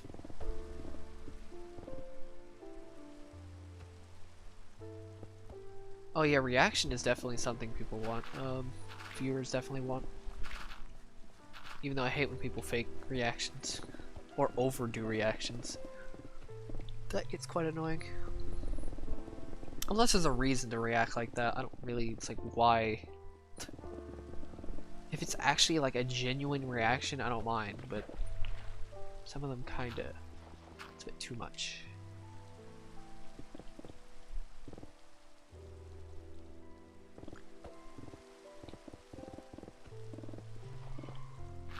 YouTube recommendation is really weird. I'm probably gonna do a face cam once I get to the Nether, which is kind of weird, I know. Doing a face cam on a project like this, but on the Nether, because obviously why not? Because I'm gonna be revealing my face after this project. I'm surprised Kilo isn't revealing his face after walking to the Farlands.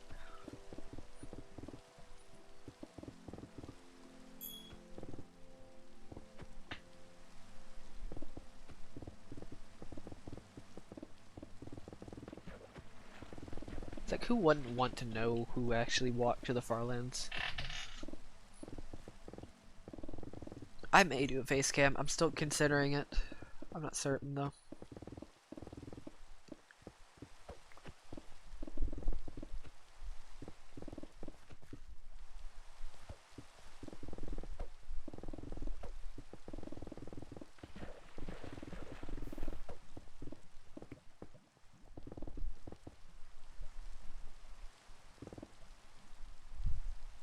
I totally have to agree with that, about having heart to them.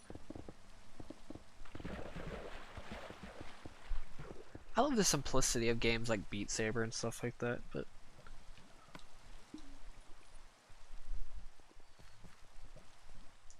I literally bought a VR set for Beat Saber. I know my friend, it's hilarious, my friend's doing that. It's like, especially one of my friends, Charlie, he doesn't like the fact that it took a while for him to get used to that I don't play many games, because he plays so many games. It's like the complete opposite of what I do when it comes to gaming. The complete opposite. Oh god.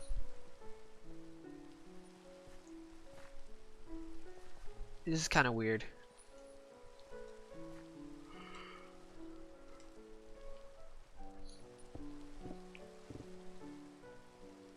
Alright, let's try to do one more layer, hopefully. I'm gonna save it, actually.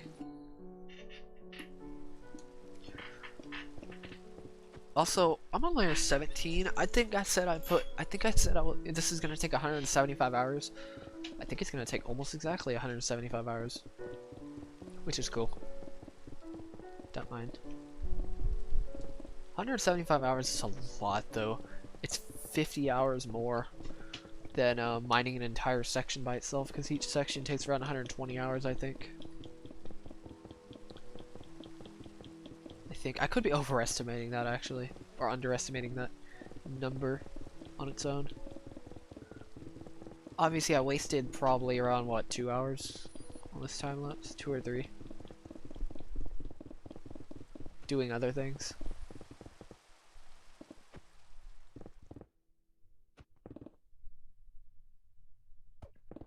Oh, okay. Never heard of that series, actually.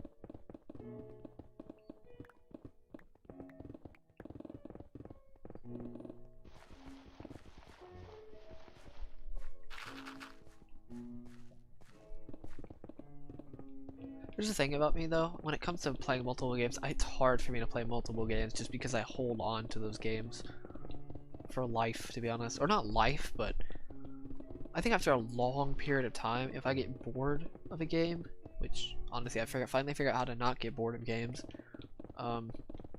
theoretically, not get bored of games, I switched to another one, which is very rare. I've probably only played like 6 games total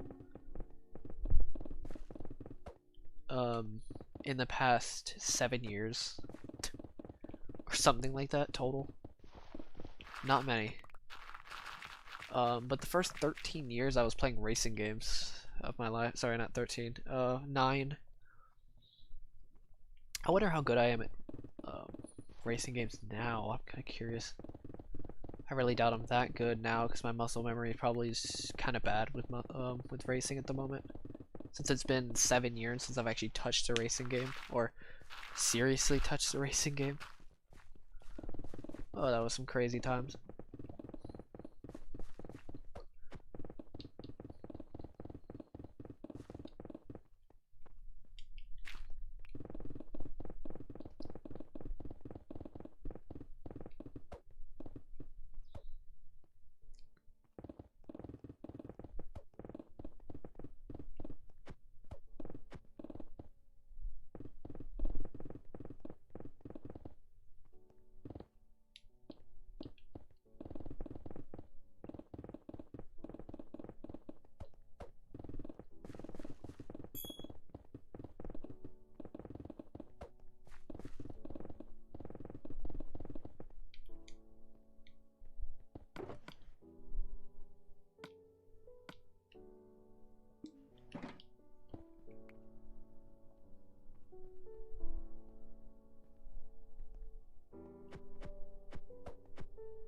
What's up, Daniel?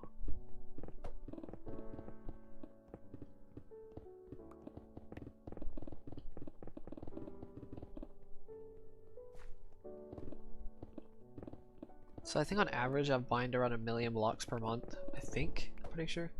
6 million blocks since January. Actually, probably less than 1,000,000 because I finished the 17 million block update back in December, so I'm actually going slower than normal. At least what the pace I want to finish, which is 1,000,000 a month, roughly.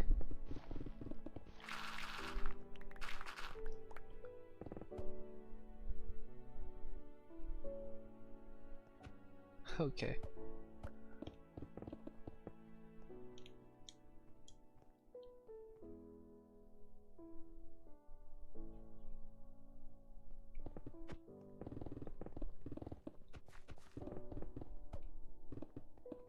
Well, I want you guys to do something crazy. Type as many messages as possible, as fast as you can. I want to see how fast you can make the chat scroll. Only do it for a little bit though. Only do it for like a minute or so. I want to see you guys do it. I think that'd be hilarious. As fast as you can. Just get out as many messages as possible. I want to see how fast you can make the chat scroll down.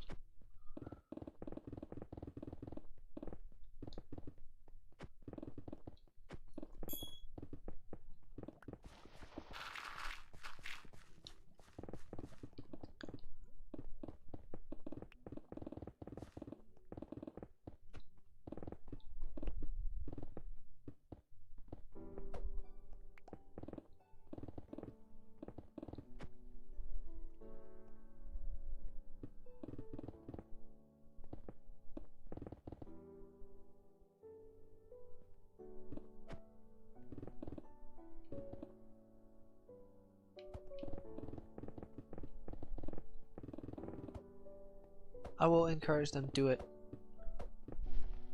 What kind of music do I like? I don't really have a huge preference. Unless I'm playing rhythm games, it's mainly like electro.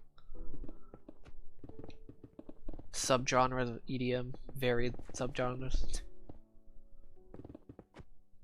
Okay, you guys are going very slow. I don't know how fast you guys are going, but it's pretty slow.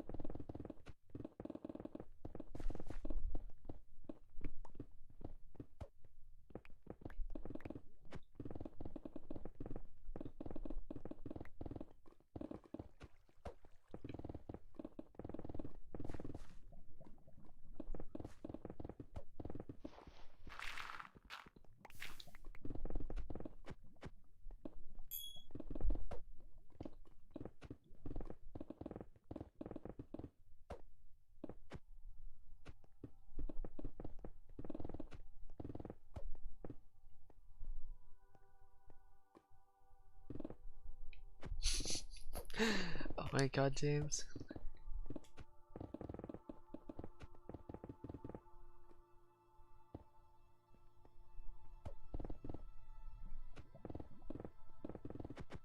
Can you guys chat any faster? I'm not too sure if you guys can or not. I think there shouldn't be a delay with the chat. I don't think I set it to delay.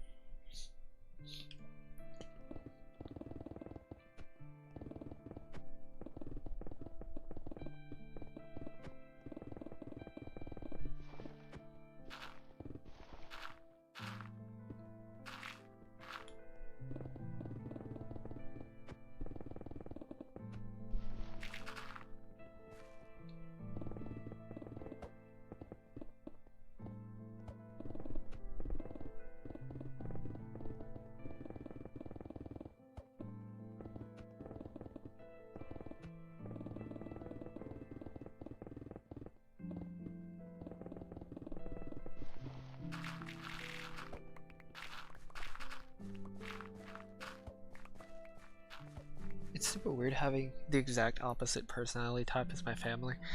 It's really weird. It's like, where the heck did I even come from? It's super weird, even though it's not genetic, it's just hilarious thinking about it. Almost complete opposites. In terms of priorities and stuff like that. It's like, oh.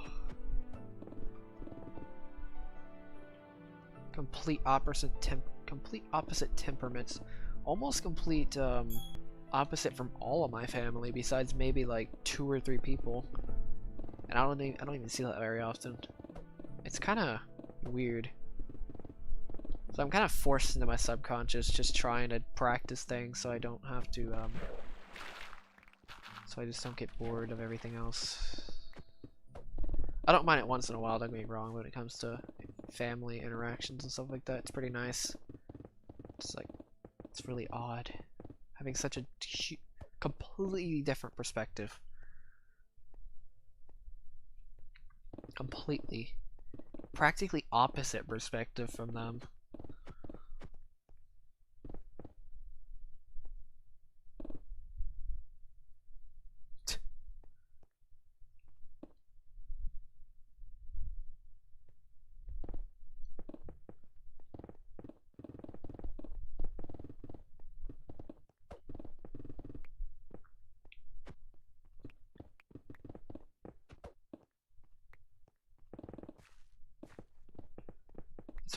It's hard for them to, it's hard to get me to teach them. Oh my god. it's hard for me to try to get them to learn this stuff because they're not into it at all, actually. And it's actually very useful for understanding, but most people don't like understanding other people, or they don't care about understanding other people, and that's why people hate each other so much. Why some people despise each other so much is because misunderstanding other people. It's like, why would you do this, or why do you do this, or stuff like. It's like, well, I mean, if you actually like put some time into this stuff, this science, you may be able to actually understand other people. Big surprise there. What's up, NCR?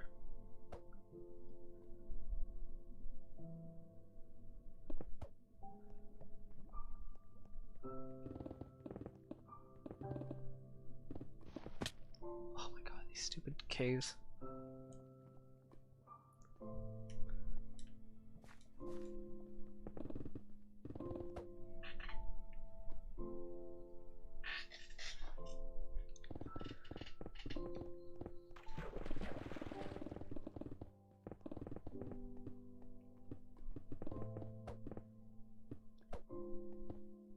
What's up, Orchestra?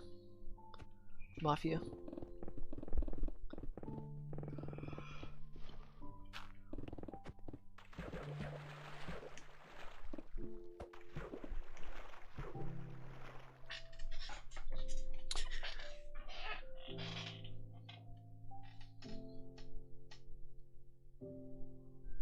I think it's already 12? Okay. That was quick.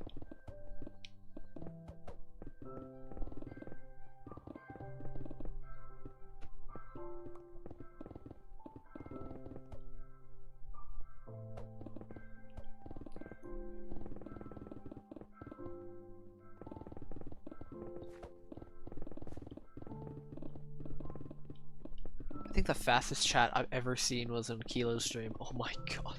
With 14,000 people.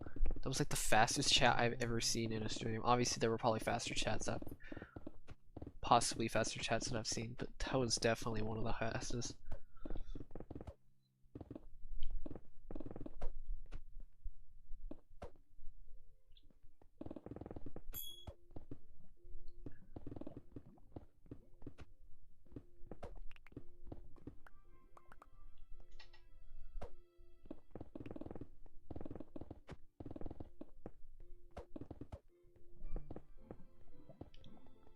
I'm actually going to talk to my friends about this kind of stuff, self-development, if they have any problems with any of their types, or with their type, or their development of their type and other sides of their mind, and stuff like that. I want to talk to them about it. I know most of my friends would be interested in it because they're both intuitive types, but whatever. At least, thank God, like all my family sensor types and all my friends are intuitive. I'm like the middleman of all of them when it comes to this kind of stuff.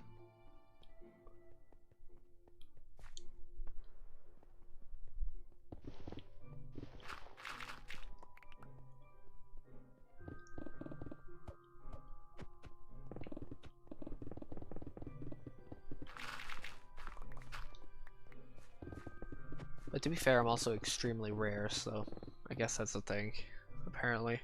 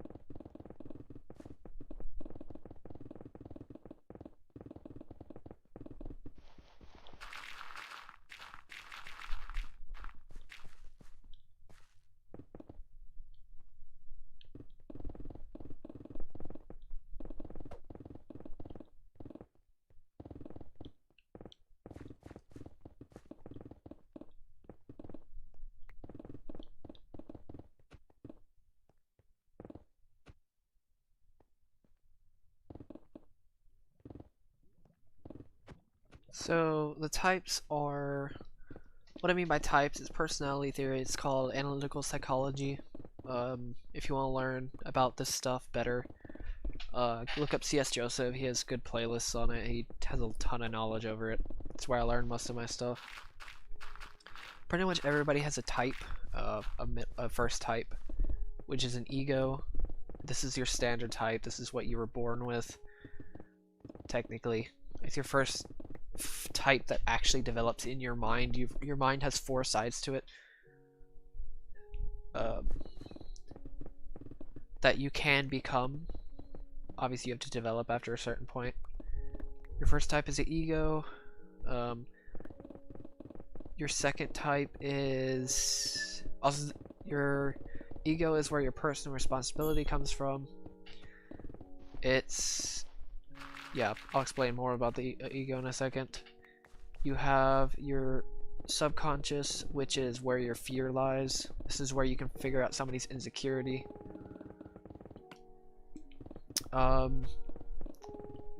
This is your strongest side of your mind. Oh, not strongest. This is what you can become. This is like a stronger type than the ego of another type. That makes sense. It's hard to explain, but I'll explain it later. More in later.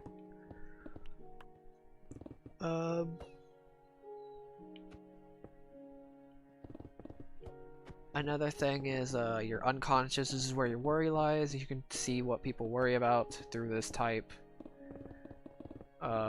Just do this type. Ego is where your personal responsibility lies.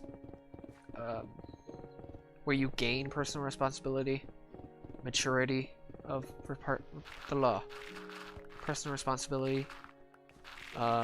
Subconscious is arrogance compared to humility. You can become arrogant, or you can actually gain humility and not be prideful and cover it up.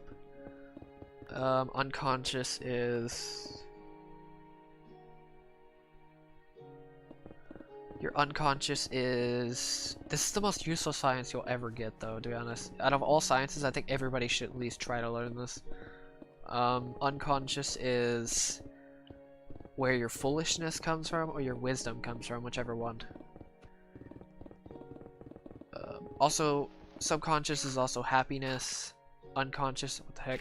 Unconscious is maturity, sorry, not responsibility. Yeah, just wisdom or maturity in general, I guess. Your ego contains 4 functions: hero, parent, child, inferior. Your hero function is the apex of your mind. This is basically where this is your most natural function. It wastes no mental energy to use this function whatsoever. I'll just explain the functions real fast. Your first function, oh, it's not first function. I'll just, you know what, screw it. I'll just do, okay. Parent function is a pessimistic function. It is the responsible part of your ego. This is where your personal responsibility lies, is your parent function.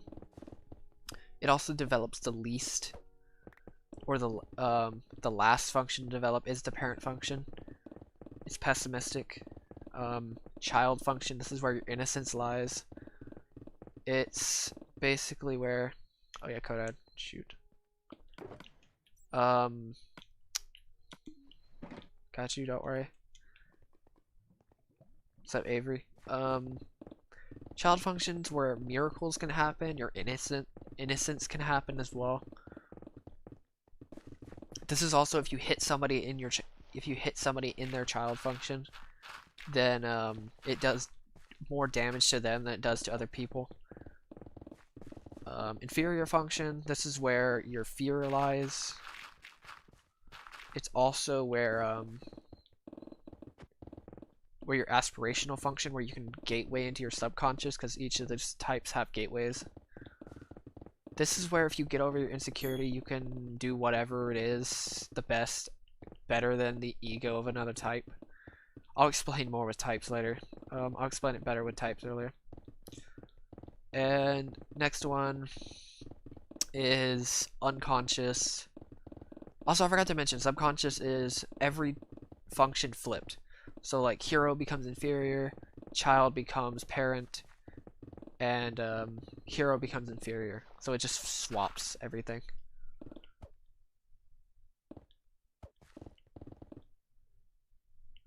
Next one is unconscious. This is your shadow type. This is also your most compatible type. This is also very important for compatibility with other types, because yes, that's a thing. Highly recommend looking into that. One of the main reasons I'd recommend looking into this science. This is basically all those functions just flipped, so extroverted functions become introverted functions. Yeah, that's pretty much it. Fifth function, this is also 5th through 8th functions, so 5, 6, 7, 8. 5th function is nemesis. This is where your worry lies. This is the gateway into the unconscious. This is pretty much where you can, if you get over your worry of your function, you can become it can become an ally function to help you in, I guess, battle. That's what they call it. Hard way to, it's a really weird way to say it, but yes. Or to make decisions and stuff like that. Critic function, this is pessimistic as well. I think all of these are pessimistic, that some of them are more pessimistic. Critic function, this is what you're critical of, whatever it is. It could be anything, morals, self, stuff like that, or other people.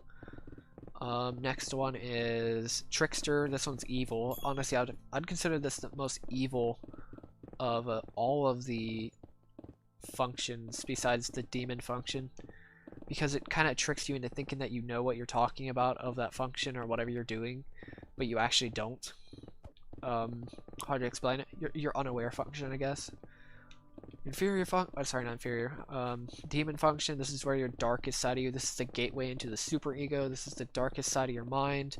This is pretty much where, like, you light your life on fire to restart your life. It's very explosive most of the time. It's the most powerful side of your mind. You're making a deal with the devil, pretty much.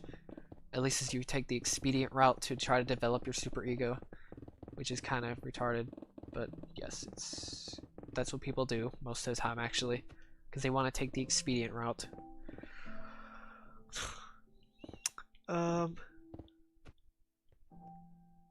Next one is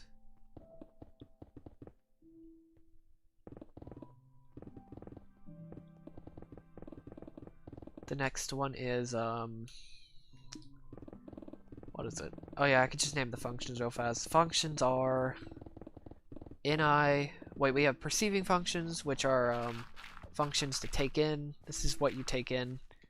And then there's decision making functions, which is where you make your decisions from most of the time. So we got NI, NE, SE, SI. These are the perceiving functions. SE, which is extroverted sensing or introverted sensing.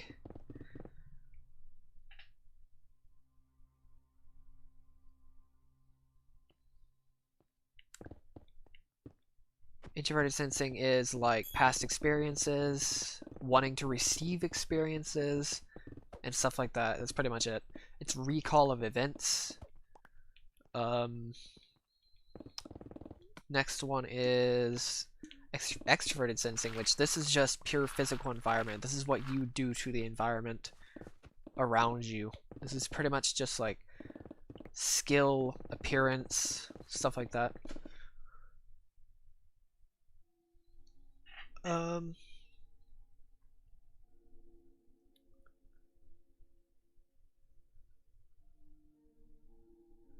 Next one is introverted intuition. These are the rarest functions, are the intuitive functions. At least in the top stack, top 2 functions, at least they're rarest. They're rarer than normal. Introverted intuition. This is purely willpower. This is wanting things. That's pretty much it. It's seeing into your own future, very far distance into the future. Extroverted intuition is metaphysical stuff. This is seeing into other people's futures, other people's intentions, stuff like that. Asking what other people want. This is pretty much what other people want.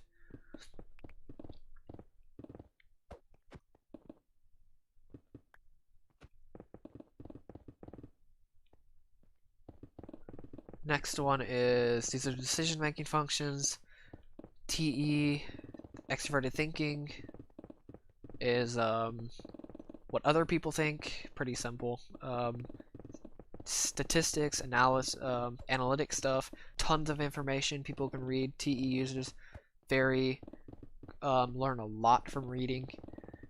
Introverted thinking is logic. Actually, no, sorry. TE is also rational thinking.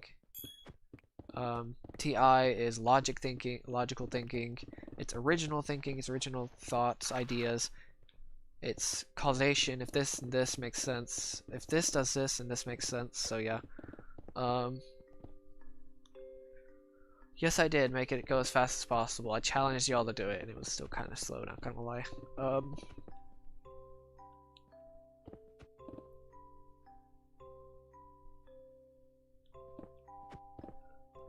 Next one is feeling functions. Introverted feeling is morals. Pretty much morals, belief. Wait, no, sorry. Oh, I forgot TE. I forgot to mention this as well. TE is also beliefs as well. TI. Sorry, not TI. FI is morals, how you feel. You make decisions based off how you feel. Also, the other ones is based off what other people think, what you think. TI is what you think. TE is what other people think. Oh my god. FE is ethics. It's what other people feel, how other people feel. It's empathy compared to sympathy. FI is sympathy towards other people. It's understanding other people. It's putting you in other people's shoes. The next one is, I think it's that, yeah, but that's all of them.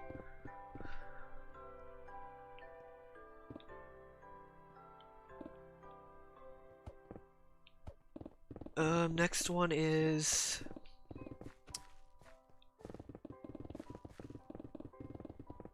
the next part I'm going to talk about is how the function stack works.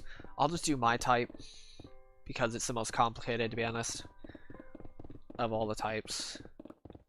Because why not? Oh wait, no, never mind. I'll just do the types real fast. I'll explain. I'll tell you all the types, and I'll tell you all the way to how to type people, and other things like that. Just the types in general, since you know the general basics of what I was talking about. I hope. The types there is INFJ, INFP, INTP, INTJ, ENTJ, ENTP, ENFJ, ENFP, ESFP, ENFP. Oh my god. Wait, did I say ENFP? I don't know if I did. ESFP, ESTP, ESTJ, ESFP,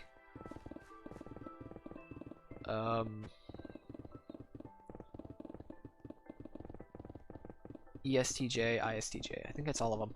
I actually don't know. Like, I forget how many. I forget what I'm saying every time I try to say all the types. I hope I got all of them though. I may have missed some though. So next part is the temperaments. This is pretty much like, you'll see this in most of your life actually if you look at it. Temperaments are SJs, so ISTJ. I'll just go from top to bottom. It's ESTJ, ESFJ, ISTJ, and ISFJ. Those are the SJs. These are statistically in this chat right now. There would be 1 in 3. No, sorry, 40%. So in this entire chat, 3 people are SJs. No, 4 people are SJs, I think. Statistically speaking, that is, at 12 viewers. 3 people here are SJs. That's just using statistics, though, to be honest. That's not actually a thing. It's going by odds. Next is the... Also, they're called the Guardians. They're pretty much traditionalists. They pretty much just keep up with the past. They're past-oriented stuff. Alright, see a kamikaze. The next is SPs. These types are... These guys are called the Artisans. God, I did not realize how full my inventory was. These types pretty much are in the moment types instead of past oriented. These are the ESTP, ESFP, ISTP, ISFP. These types are very in the moment. And they are, what is it? That's really about it. They're very pragmatic compared to affiliative, which pragmatic means doing what works compared to what works compared to what's doing the right thing. There it is.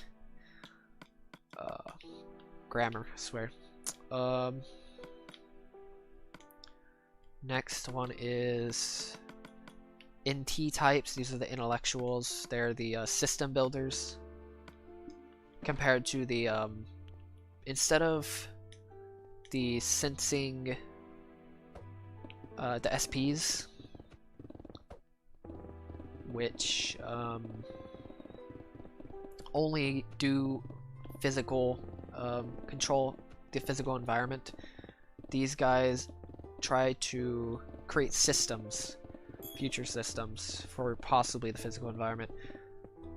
Also, SPs, SJs, they're sensing types. They're just real. They're more real into real things than they are with compared to intuitive types. They make up 70% of the population. That means out of these 9 people, I think 6 of them or something like that are SJs or SPs. Statistically speaking, even out of 9 people.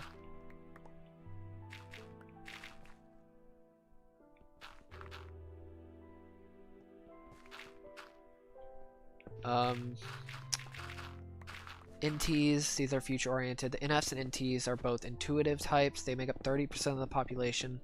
They're both 15% of the population, statistically speaking. NTs are system builders. They're pragmatic and systematic. I think, no, they're pragmatic and they're just future oriented, I guess, how to say it. The next thing is NFs. These are the idealists. This is actually my temperament. This temperament is social change, all about change to social events instead of technology or systems.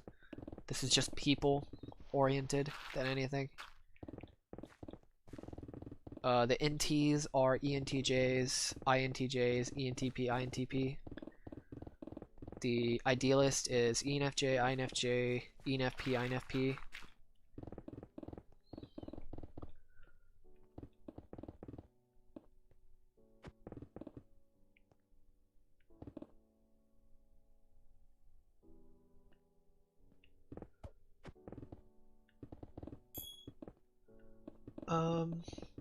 What else is there? I guess I can talk about my type at least. I think I can talk about it now. I'm trying to figure out if there's anything else I could just talk about.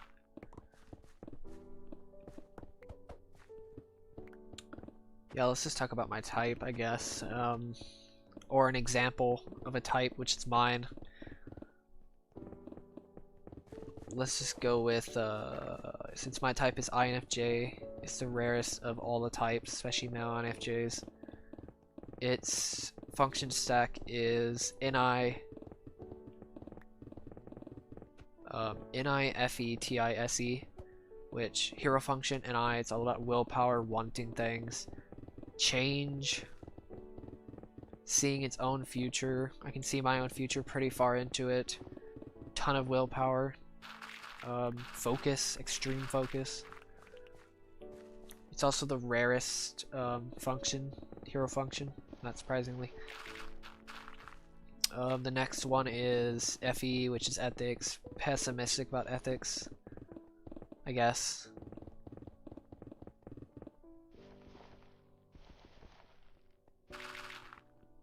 Sorry, well yeah, kind of. It's more pessimistic towards other people's feelings, so it's like more empathetic than FE hero though, which is weird. It's more negative towards, I guess, more negative towards other people's feelings. Sounds weird saying that, but it's like, it's hard to explain. TI child is innocent logic. It's the purest logic out of all the types.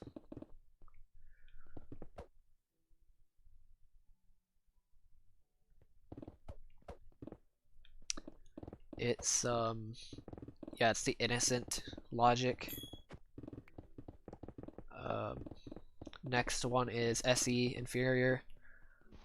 It can become its performance anxiety or its SE aspirational, which is can go into its ESTP subconscious, which SE FE no sorry SE TI FE NI flip the functions.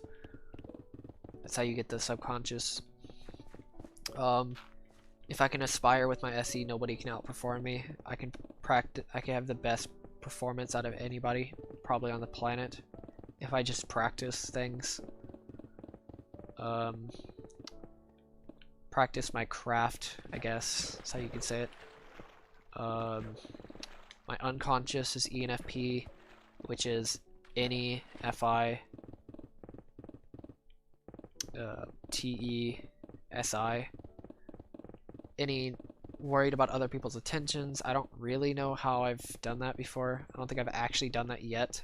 Probably will in the future. I need to keep an eye on that actually. FI, critical about my own self-worth. Practically hate myself all the time. I'm not kidding either. TE, trickster, pretty much unaware of what other people think, unaware of status, stuff like that.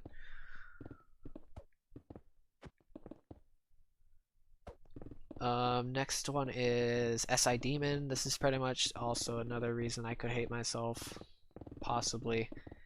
Or my past, actually. It's more my past. Super critical, but no, sorry, not critical. Very extremely pessimistic towards past experiences. And stuff like that. I don't really know. Pretty much have no concept of self-discipline, which is kind of funny, but yes. But yeah, that's my type. 0.1 of the population. Interestingly enough. Big picture thinker, not surprising. Also, each type can go into their own loop, which is the parent. It's where the hero function teams up with the child. Instead of involving the parent function, because the parent function is overdeveloped or underdeveloped. Because the optimistic functions team up, and the pessimistic functions team up as well. The optimistic functions, if they team up, you can make irresponsible decisions. That's how responsibility happens in the ego.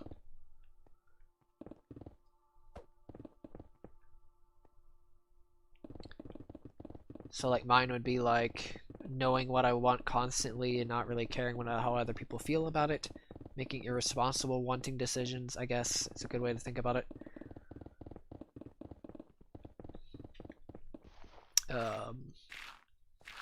Yeah, that's about it. That's how you can have function loops in the unconscious as well. So like mine would be NETE, which is like anything is possible. I can believe anything. Pretty much. It's pretty unhealthy actually. It's actually very unhealthy to do. Just don't get consumed by your unconscious. It's the different sides of your mind kind of fight with each other or fight against each other constantly, depending on the situation. You can even emulate other functions to kind of manipulate people. Obviously, you can do it in a bad way, I guess, but not really. I mean, social engineering's a thing. That's how people manipulate each other. Like ENFPs manipulate as car salesmen. What's up? It's me again. What's another thing I could talk about that isn't super complex?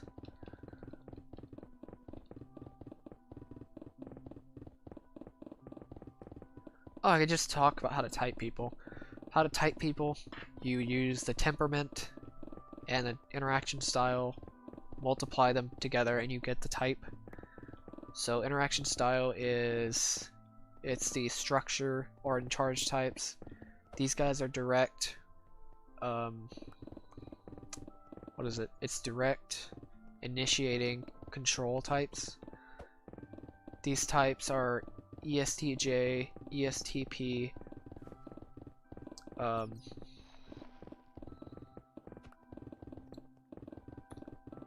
ENTJ, and ENFJ. Yeah, ENFJ. I kind of forgot for some reason. Next one is starter types. These types have a hard time finishing things, but they're good at starting things. They start a million things. These guys are informative. What is it? Initiating, informative, and shoot, what is it? Forgot for a second. Really, all you need to know is initiating and informative, to be honest with you. Oh yeah, and movement. I forgot. If you're wondering what the definitions of each of these are, movement versus control. Movement is moving as fast as possible without a lot of planning. Control is doing a lot of planning to make one attempt compared to movement, which movement makes several attempts before getting it right. What is it? Control. Sorry, not control. Informative is like context based. It's not very. It's very like. Instead of saying can I get this, or yeah, instead of saying can I get this, you say I like this. So like you're very vague about your sentences. Next one is initiating, responding. Responding are introverts. Initiating is extroverts. That's how you can tell introverts and extroverts apart. Is usually initiating most of the time, at least you can tell. And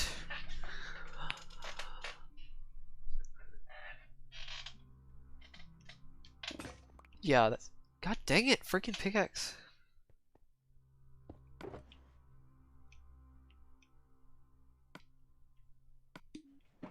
Guess I'll have to get 2 pickaxes. God dang it. Okay, after I'm done with this, I'm just done explaining things because I cannot pay attention. Another thing is the next one are finishers. This is my type. It's pretty much finishing. It's hard starting things, but we'll finish everything through. We'll see it through types, I guess you can say. These types are the ISTJ, ISTP, INTJ, and INFJ. These types are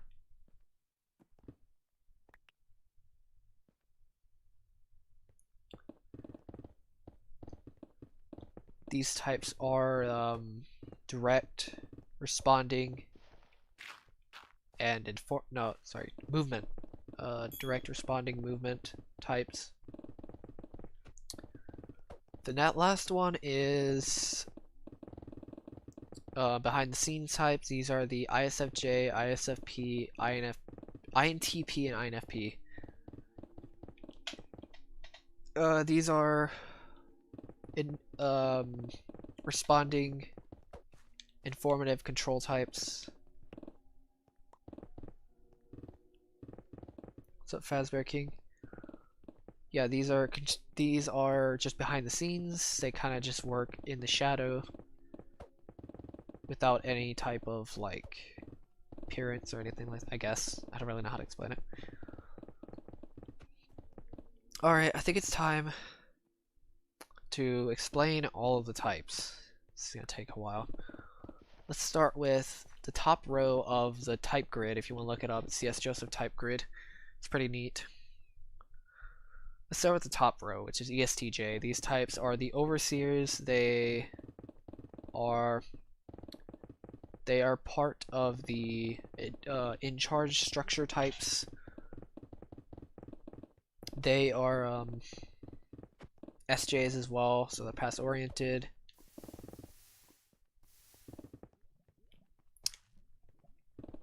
Wait, I forgot to mention, oh my god, SJ, I forgot to mention how to type temperaments. Temperaments are how to do temperaments, how to type with temperaments. SJs are pass oriented, I've already mentioned that.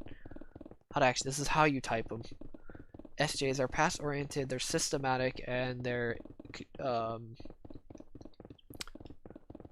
systematic, they're affiliative, and they are, what is it?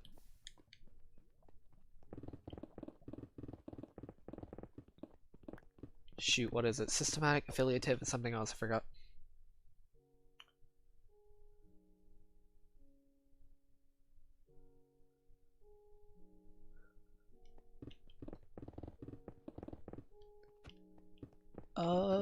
What was it called?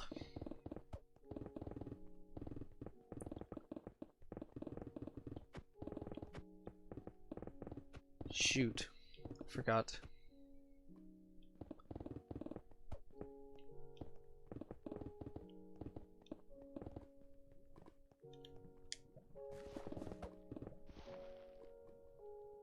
Yeah, water. I'll just go with the SPs next. How to type SPs. They are interest based, which is like interest versus systematic. Systematic is doing the best way possible. It's doing finding the best path, or sorry, finding the best way to do something. They are, or interest is versus interest, which is doing, it's what people get out of a situation instead of just doing the best way possible.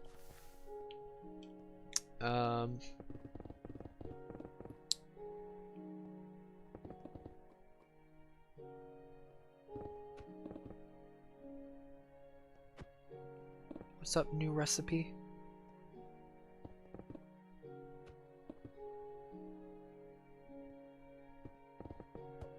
Thank you. New recipe.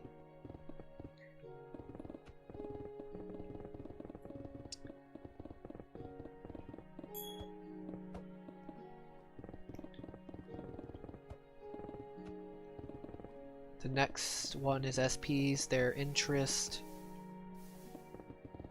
pragmatic. Their interest and pragmatic. They're in the moment types.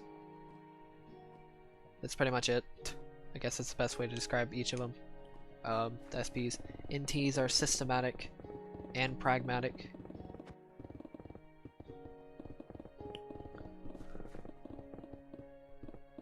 At the same time.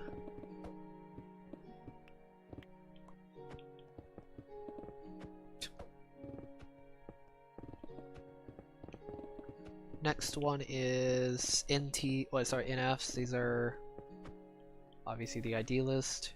These guys are interest,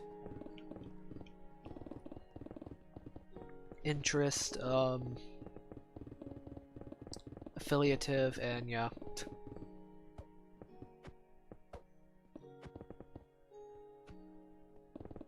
And that's how you type them. You take those elements, you take the temperaments versus the interaction styles, and you multiply them together and you get the type. This is going to start from the top, very top of the grid, because it's in a 4x4 grid. ESTJ, top left, I guess. These guys are the overseers. These guys have TE, TESI, NEFI. So these guys are all about rash thinking. They're all about executing plans. They're pass oriented. They are super direct, very initiating. These guys are pretty much like the middle management, sometimes CEOs, but that's kind of rare. They are also very they're part of the quadra of philosopher. I forgot to mention quadras. I'll go ahead and just mention a request. What's up, Hacks? Thank you.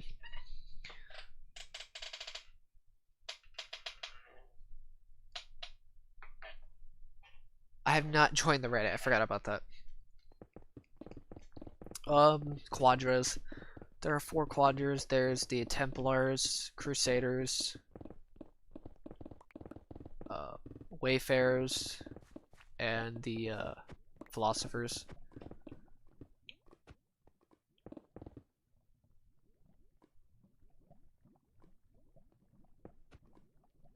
Yeah. I'm not too sure what you're referring to. Alright, so let's go with the first one, which is Crusaders. This is the NTPs, SFJs. These types are about justice. These are justice oriented. They have the cold sword of truth, which is basically like, let's just say they make more enemies than actual friends. They don't really heal. They just kind of just tell the truth. Try to steamroll. They care about the innocent more than anything.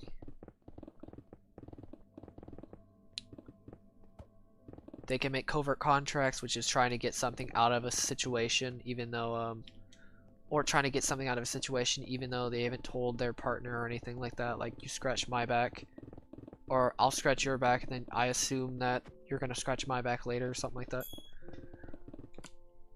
Next is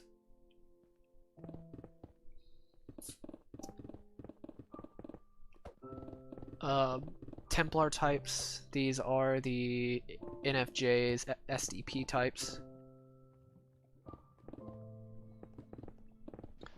These types are like, these types are just supposed to criticize other types, I guess, other people. They're the fiery sort of truth, which is like telling the truth, but also healing at the same time. They build strength into other people. Hypocritical because they can criticize people even though they're doing it themselves. If that makes sense.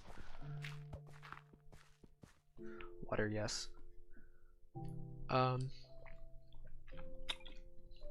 Next one is the Wayfarers. These types can be super greedy. It's SFPs and TJ types. These types can be super greedy. They're all about treasure, about getting their treasure in life. And they can be the most generous out of all the types.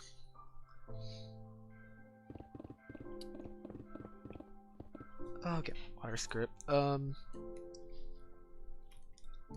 These types can also become very greedy, I guess. They can be the greediest out of all of the types. They're also the gold diggers of all the types.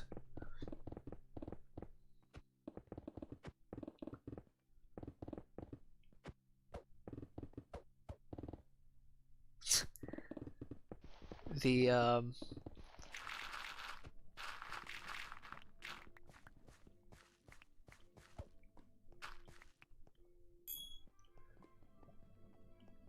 final one is probably the most biased out of all of the types, at least in terms of higher power. It's the philosopher types.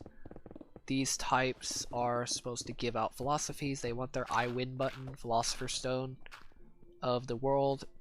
They gotta sacrifice other people, but sorry, not sacrifice themselves, but they can also sacrifice other people to get their way, I guess. They also control social norms. They're pretty much the controller of social norms, the rule setters of social norms. That's really about it. Trying to figure out other things I could talk about.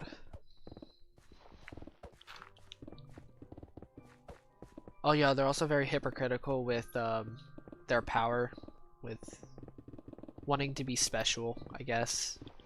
Like, I deserve this because I'm this, or something like that. They can become the most, I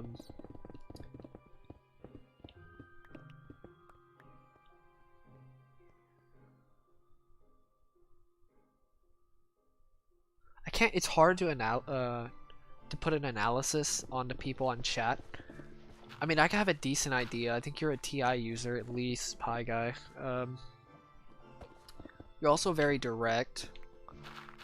Or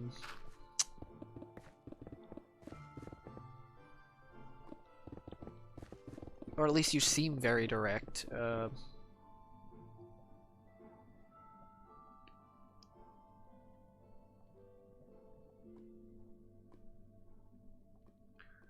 I thought you meant typing people.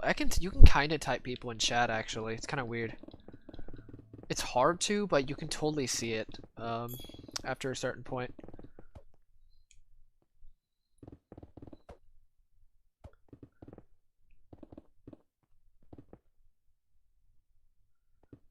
So I think Pie Guy's an ISTP. I could be wrong about that. He seems super direct about everything most of the time. I don't know if that's actually true or not. It's hard typing people in chat, but yeah.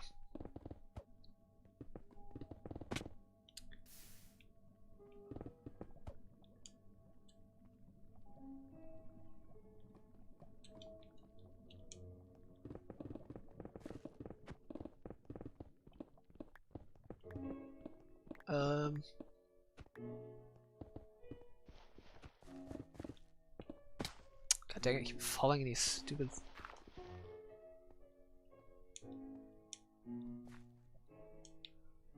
I can't really tell some people because they don't speak as much as I don't analyze their comments, but I probably could in the future.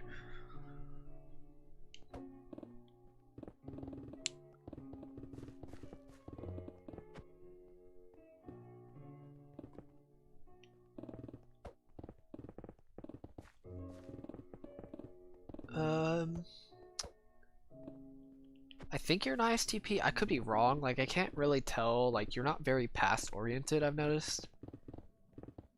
You seem very in the moment, to be honest. I think Diamond Henry is... Definitely look into it again, but... I think Lemon Zerker is probably an INTP, but I could be wrong about that. INFP, possibly. Informative. To be fair, intuitive types usually take more interest in the science anyway, so I mean... I could almost kind of assume INTP, or whoever takes interest in it is probably an intuitive type. I'm not saying that's always the case, majority of the time. I think Diamond Henry might be a... No idea, actually.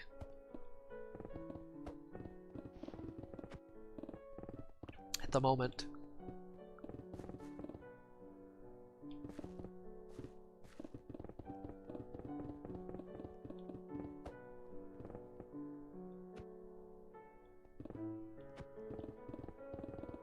You may be actually an ISFP, but I doubt it. I really doubt it, actually. I think an INFP. I'm pretty sure on that.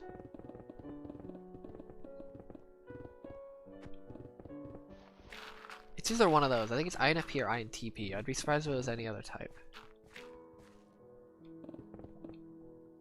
I've literally, what I've been discussing this entire time for the past 30 minutes. I'm pretty sure I've been discussing it for that long.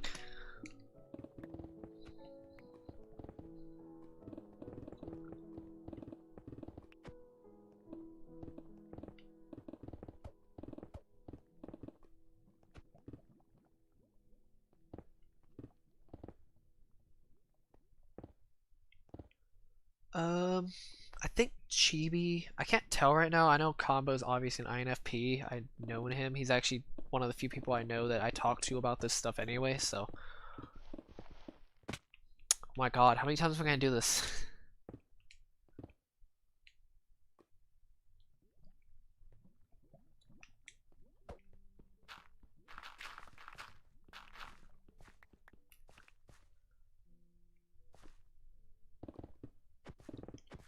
Literally what I've been talking about for the past 30 minutes.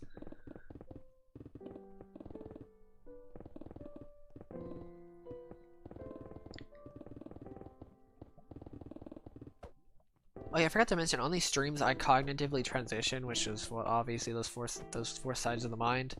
I generally transition into it, into my unconscious most of the time, at least majority of it.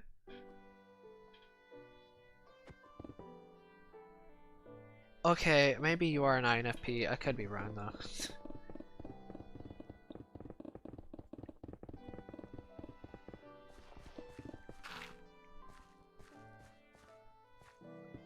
Kilo, I'm fairly certain Kilo's an INTJ. Scenic's probably also an INTJ. There are very few types that actually have that willpower to work for 20 hours straight. I am fairly certain he's an INTJ. I don't think he's an INFJ. Even by the way he talks.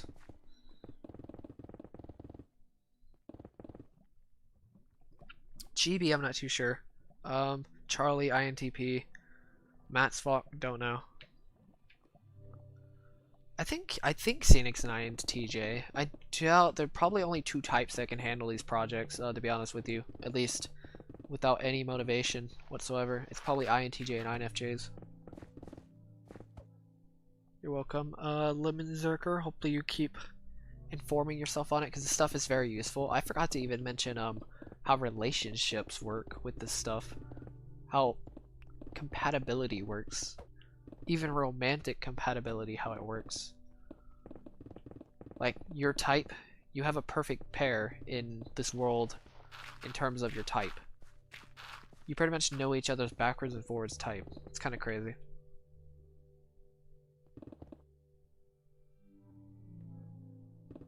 What I meant by he literally streams for like 20 hours straight for several days at a time. Not in a row, obviously, but... Water, yes.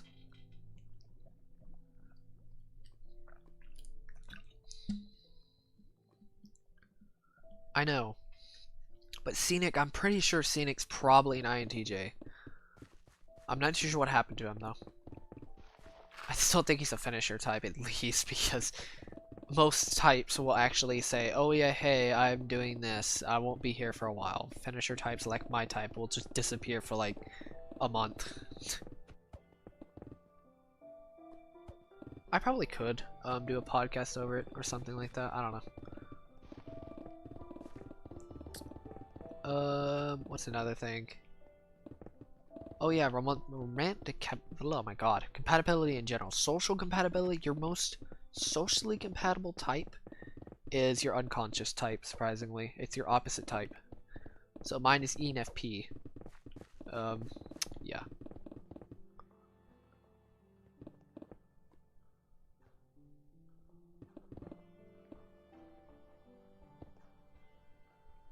What's a schedule? I have freaking I have TE Trickster. I don't follow a schedule. I follow Chaos, which is also a movement type as well. Which is also movement. Which is Chaos. I will keep referencing all of this until you learn it. If I have to. This entire project is literally NI Hero just like willing its way through it.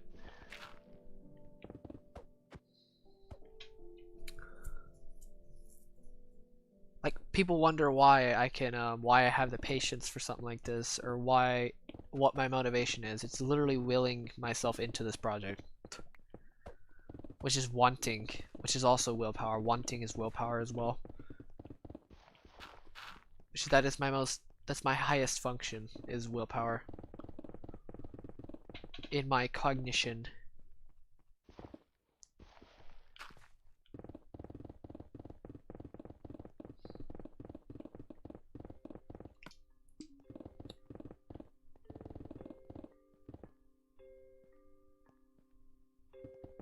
Yeah, no, I'm not following a schedule.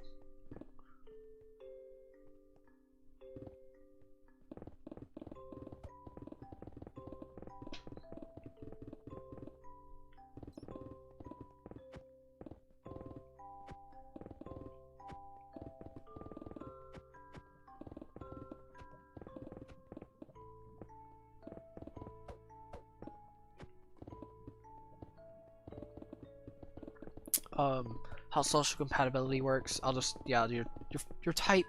If you can figure out your type, you can figure out what your most compatible type is. Yeah. It has the highest, okay, this is gonna get weird, but let's just go with compatibility types. Okay, we have emotional compatibility. It's taken me a while to understand the flow between two people when it comes to compatibility. It took me some time to notice the compatibility shift between two types, especially high compatibility types. So like FE users go with FI users. It's a cognitive axis. FE goes with FI. FE chases FI. FI is a source function. FE tries to... The extroverted function chases introverted functions, if that makes sense.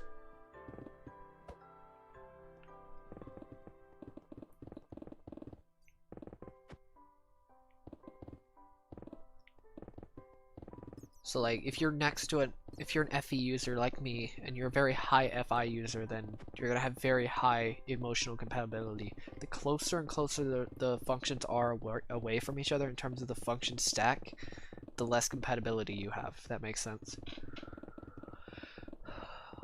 Emotional compatibility is feeling and thinking functions. Feeling, FE-FI, thinking, TE-TI. TE is what other people think, TI is what they think, TE consumes TI because TE always asks them what do they think, and then TI knows how they think, and stuff like that. I don't know. It's hard to figure out who's compatible in this stream just because of the types. I really doubt many people are here actually compatible with their own type, especially INTPs, unless an ENTJ is actually on stream, but...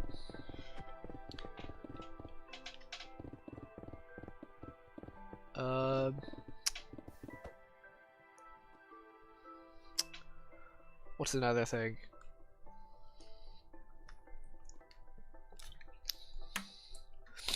Okay. Let's go with the next one, is sexual compatibility. This is like SESI or NI. NI is NI what somebody wants. NE knows how what the other person wants out of something. Yeah. That's how those go together. NE is also an idea person, and NI is the executioner of an idea. Sorry, executor of an idea.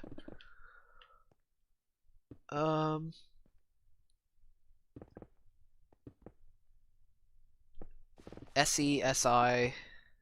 SE is wanting to give us give a experience. SI wants to receive an experience. Yeah, that's pretty much it, honestly.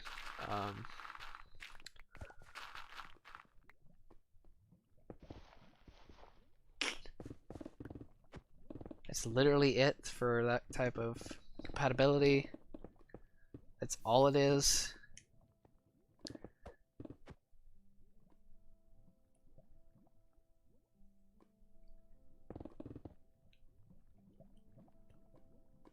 Like, there's nothing to it, to be honest, besides that.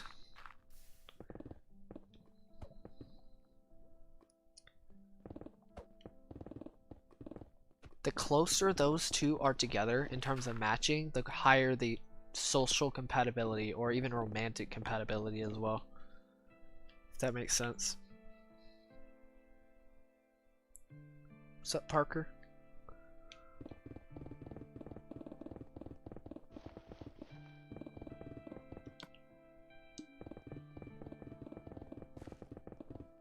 So yeah, there you go. There's some stuff, I guess. This is like basic stuff, though, to be honest. Apparently, it's basic. There's even parenting, which is interesting.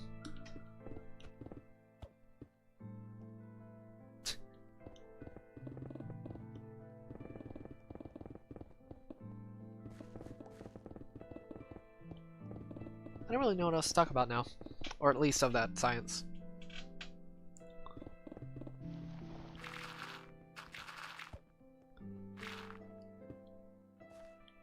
The broke way of donating.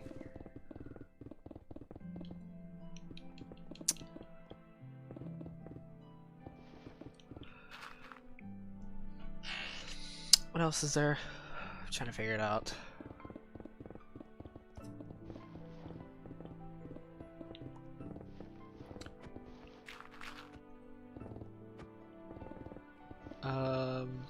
Oh yeah, I forgot. There's one other thing. Super ego is the super ego. This is kind of random, but I'm just gonna mention this. The super ego. Okay, wait. I'm just going with this actually. The ego and the super ego are primary types in your mind, and then you have your secondary types, which is your subconscious and your unconscious. Your super ego hates all your functions. Sorry, not all your functions, all your types. It thinks your subconscious is arrogant, your unconscious is foolish, and your ego is irresponsible. That's really about it, all I have. I guess I could talk about cognitive focus. Your primary is also, I forgot, also your super ego tries to consume your ego, replace your ego. It's demonic. It's very demonic.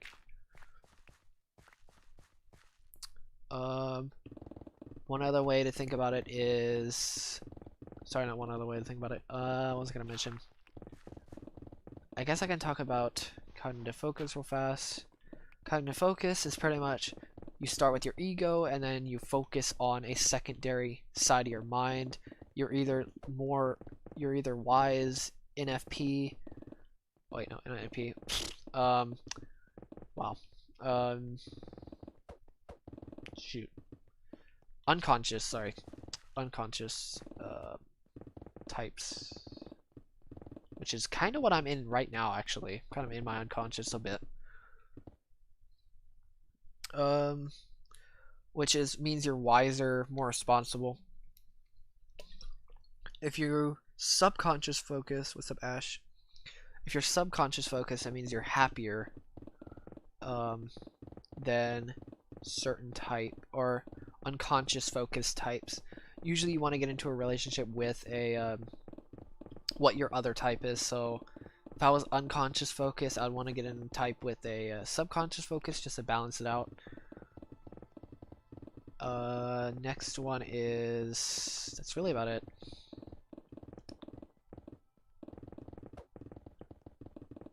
You just favor one side of the mind compared to the other. There's actually thrival and survival types of each of them.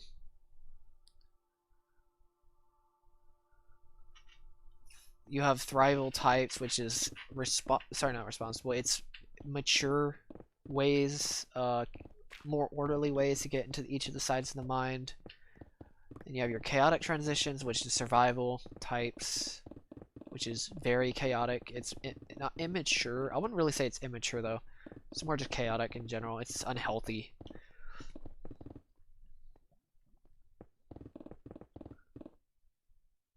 I know it's kind of surprising, isn't it? I'm gonna finish this section real fast.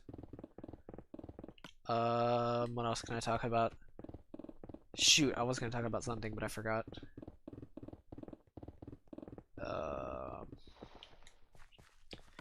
I guess I can talk about, what's it called?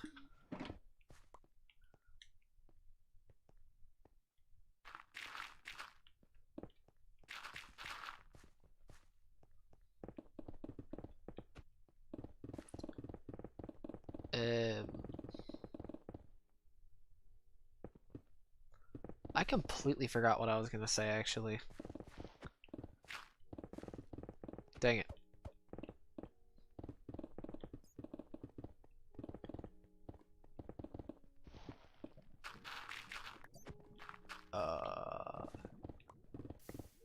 Dang, I hate going to the side of my mind.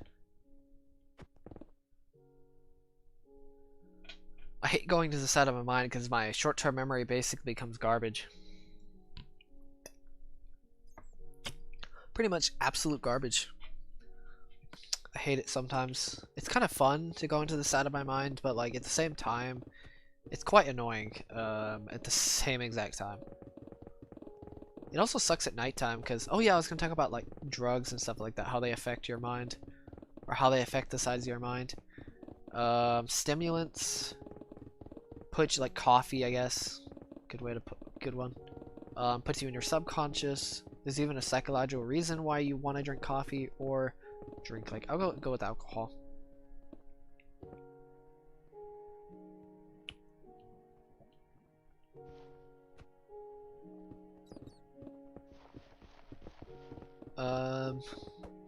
Let's go with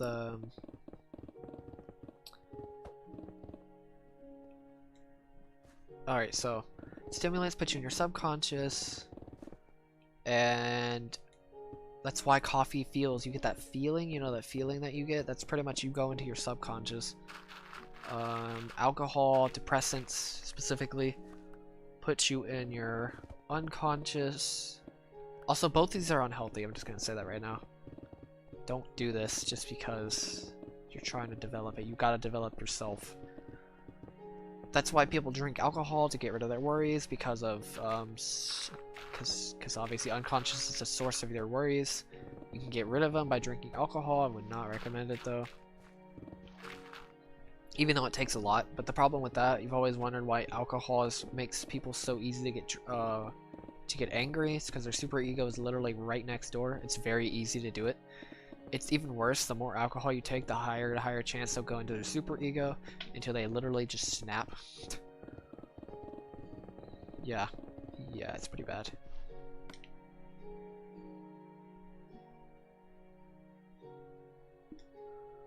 I'm not talking about much. It's literally just what happens to your brain.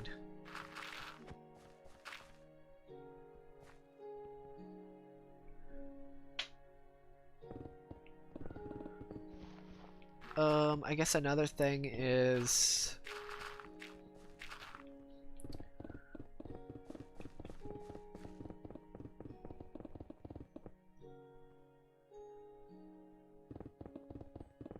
also when you're tired, you go into your unconscious as well.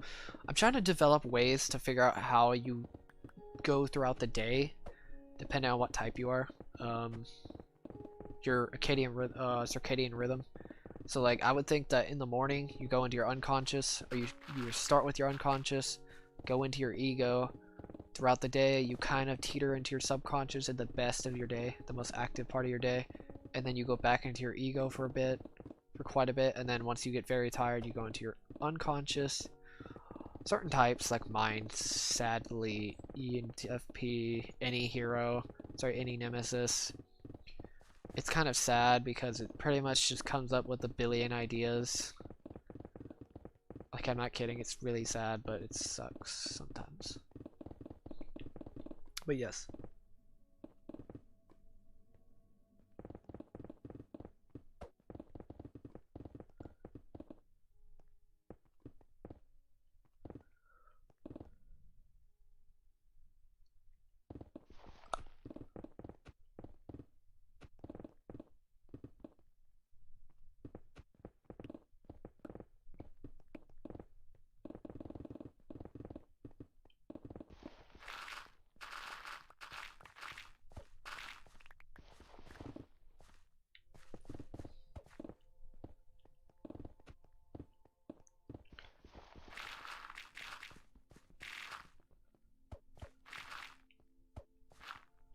Yeah, I have no idea what to talk about right now, or at least when it comes to typing, or types in general.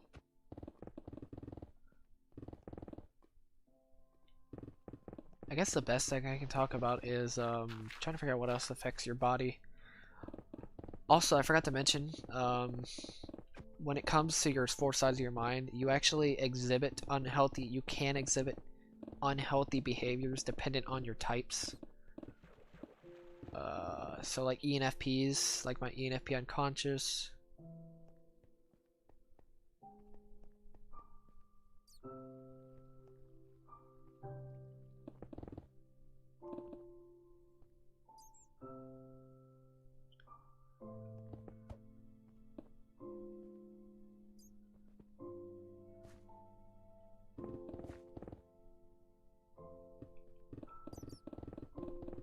Oh, I was gonna mention unconscious.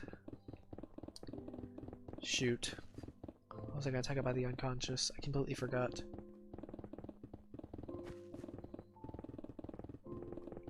Oh yeah, unhealthy behaviors. So like my ENFP unconscious, if you give in to your unconscious or arrogant side of your subconscious, you can actually exhibit horrible behaviors like feeling special or wanting status.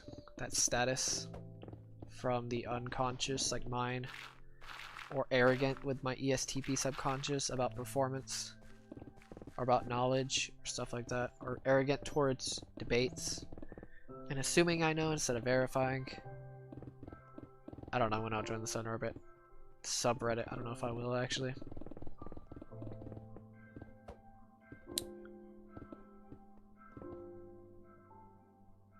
Like certain types, ESFJs with their ISFP unconscious can become very attention grabby, I guess. Try to grab as much attention as possible. That's one weird example. I don't know why I remember that. So if you understand each of the types and each of the sides of the mind, actually you don't really have to memorize each of the sides of the mind, you just need to know your type. And then the other sides of your mind's types. Sorry, your type, each unhealthy and healthy behavior of the types that you have in your mind, and then you can start developing them. You have to get through the gateways though. You have to get rid of your worries and your fears of what it is. You can't cover up your fears with pride, which many people do. I've done it a couple times, even on stream I've done it once, technically.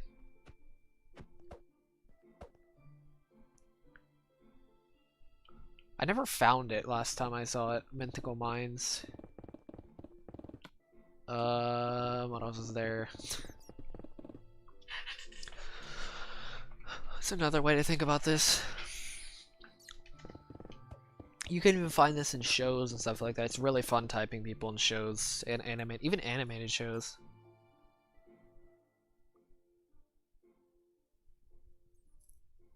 I guess animated shows is also a good way to do it. It's quite a bit less inconsistent, but whatever.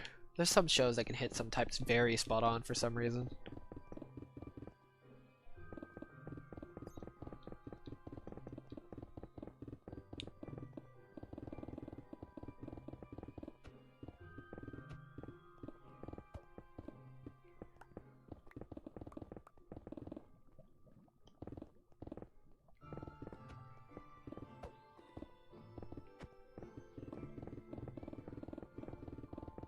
Also, once you learn this stuff, it's a completely new mask of this world.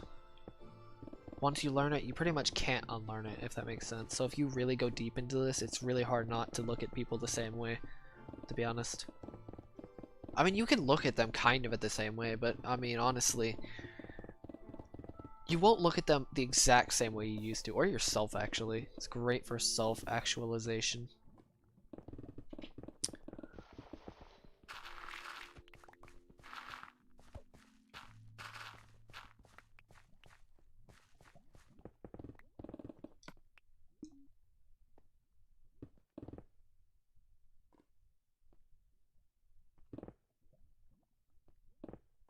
I've searched on both.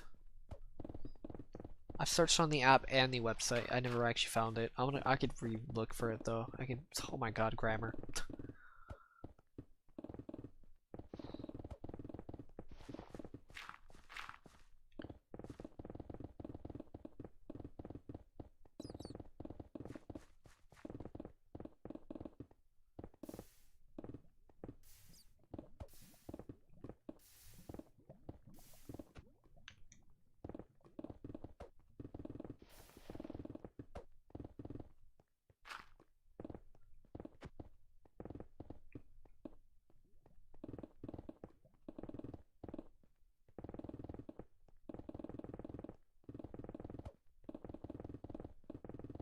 This stuff is just great for understanding.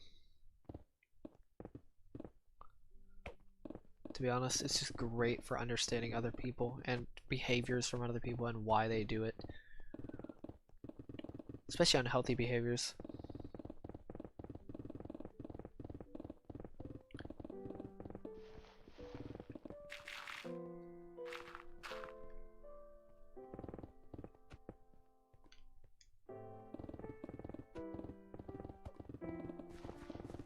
There's also famous celebrities that have the same type as well.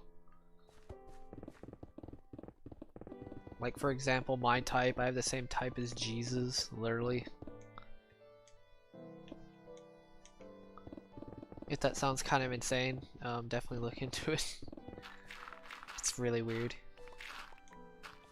There are other, obviously, I just use my example just because, honestly, I mean, I know other people's types, but there's no point in, like, saying random types and random names that could possibly have it, even though I never really studied that much on certain types.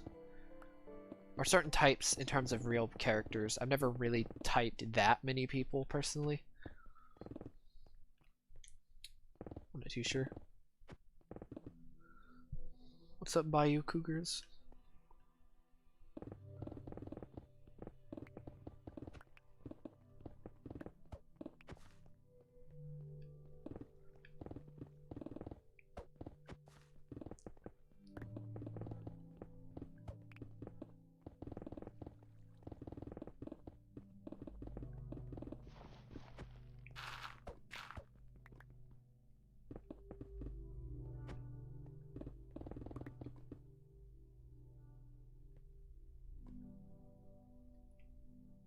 The topic is analytical psychology or personality typing.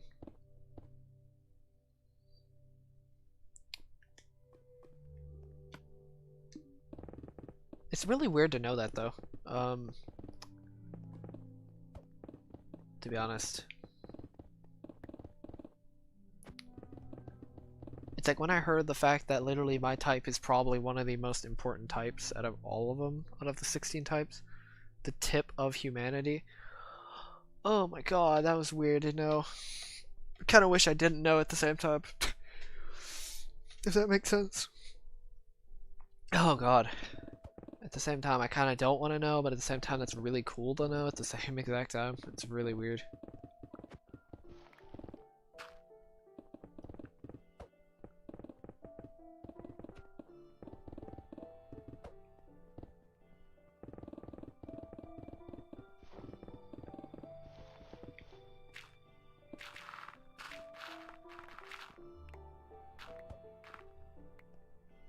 Like, I think Pippin, FTS, he's probably an INTJ or an INFJ, I'm not too sure one, as well.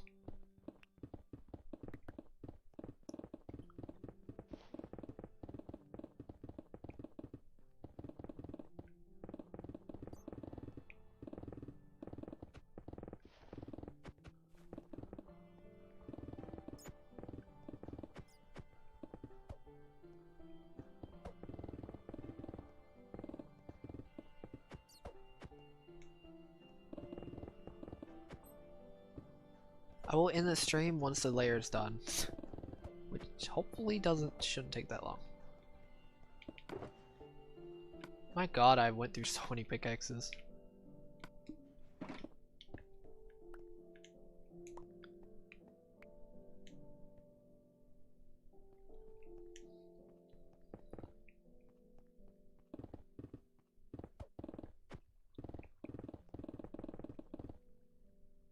Alright, see ya, Thomas.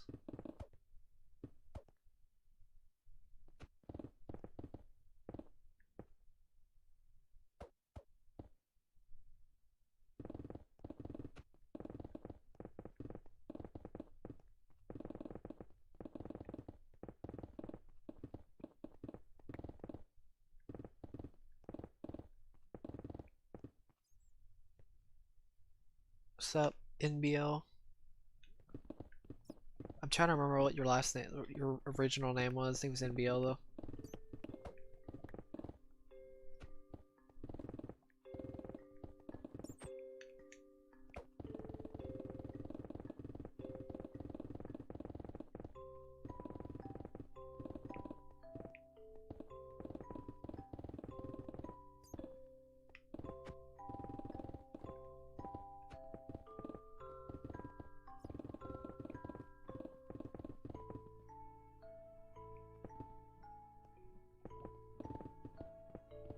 I don't even listen to many podcasts, to be honest. I just look at personality theory stuff. I technically turn it into a podcast, to be honest. Even then, I've learned so much of the science at this point. It's like, oh my god, dude. It's like, what the heck else should I learn at this point? I've gotten to this point where I've learned so much, I'm literally trying to develop my own theories.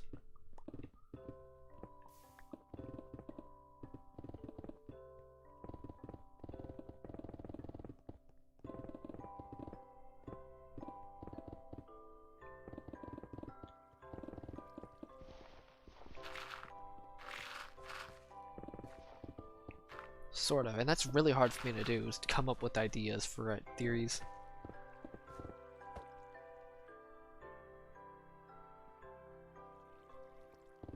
It's really difficult though at the same time.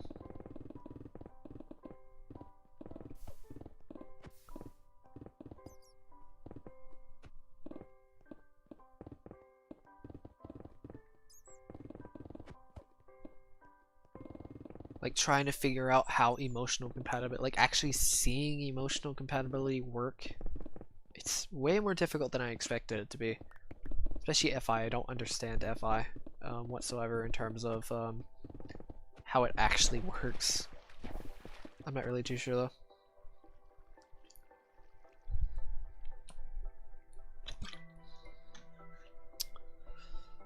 I kind of understand the other type of compatibility, but still.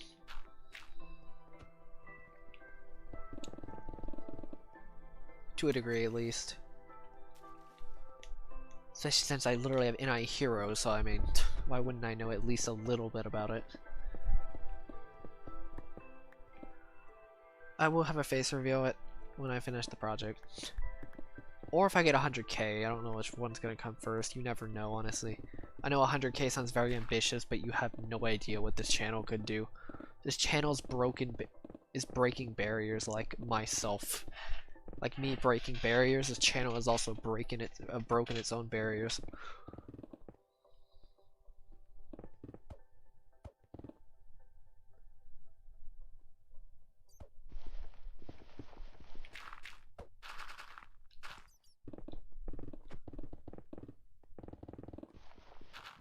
Cause yes, I'm pretty much the barrier breaker of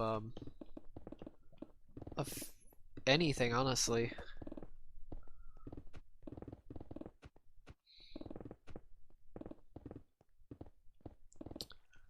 The harder something pushes at me, I'll push back.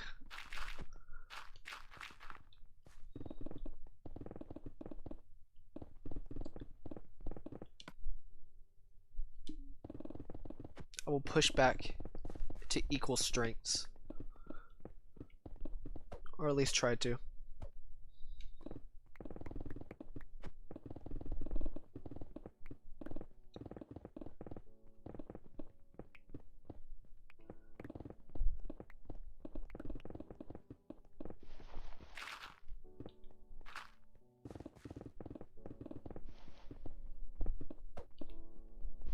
And eventually surpass the master in whatever it is.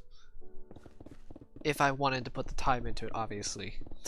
It's always about focus for me. It's focus.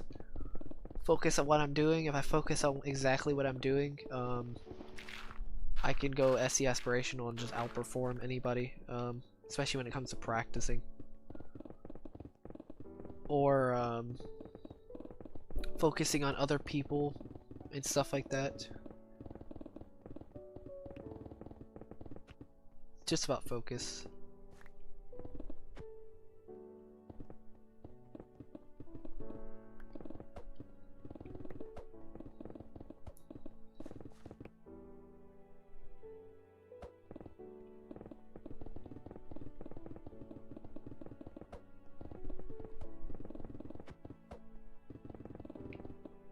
Like, I remember NI Hero back then, when I was like 11, I was so focused on the screen, my parents would literally try to get me back from the screen. They kept yelling at me because I put my eyes like 5 inches from the screen. That's how focused I was. I was literally lean into the screen.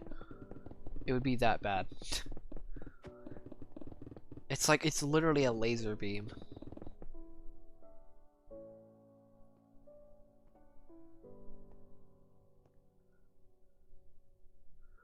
It's kind of a curse though, because also I have performance anxiety. It's only if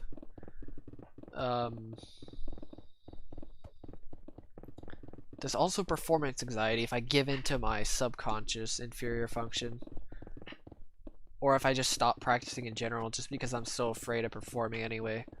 That's the biggest fault in my thing. Or assuming people's intentions, wanting so much loyalty to the point where it's like it becomes a self-fulfilling prophecy and it becomes they abandon you anyway. It's pretty much what could happen. I've never had that happen to me personally, but still.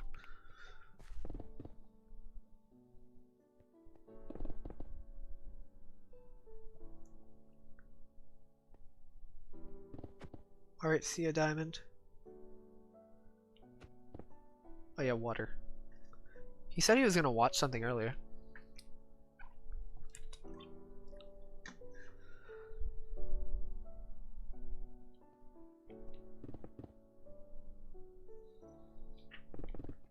Think of like willpower or NI heroes like fire. It's like pure fire.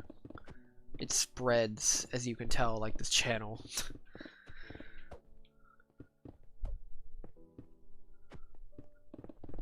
This channel has spread everywhere. This project has spread everywhere. The will of wanting to do this project has spread everywhere. Practically everywhere. Besides, obviously, YouTube, ironically. Besides one video.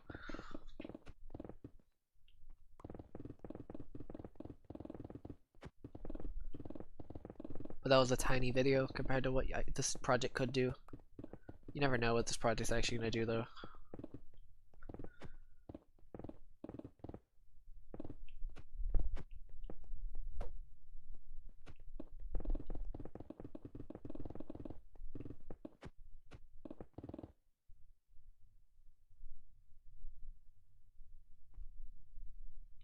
Some are like, no, I'm like more like obsidian. Actually, more like, oh, I know what you mean. Never mind.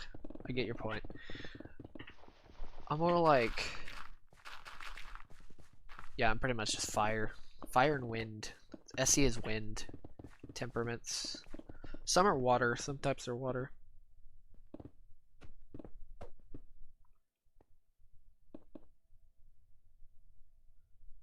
Some are netherite, some are inflammable, yes. Pretty much some die out, some never die out. Pretty much, I have pretty much unlimited willpower, if that makes sense. Unless something happens. Like, obviously I can lose motivation and burn out, but technically I don't actually burn out if I don't give in to my unconscious. So if I just don't give in to my feelings or anything like that, and I just practice what I do, or just mine forever, I could literally just like never burn out or have inexhaustible willpower.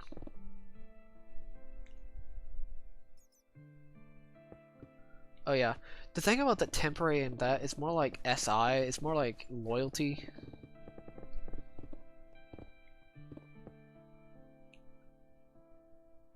Yeah, you can't tell the difference, but you can totally tell.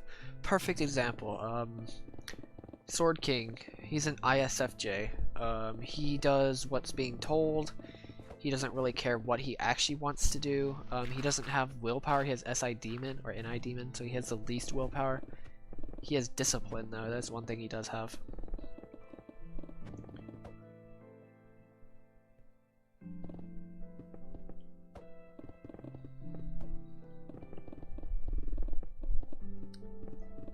So that's why he goes so slow. He's also a behind-the-scenes type.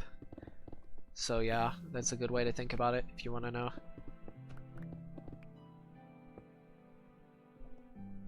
What's up, reaction kids? Alright. I'm about to end the stream though soon though. I'm just gonna mention that. Like very soon actually.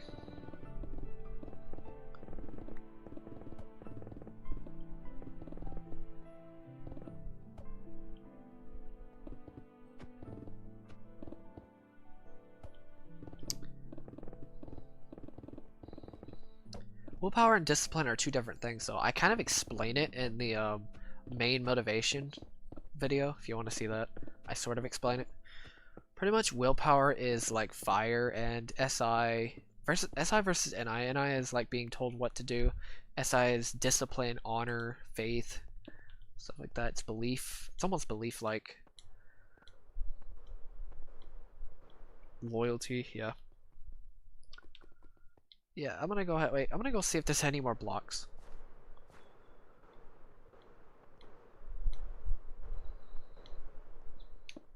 Since it's already 1:20 in the morning for me, so.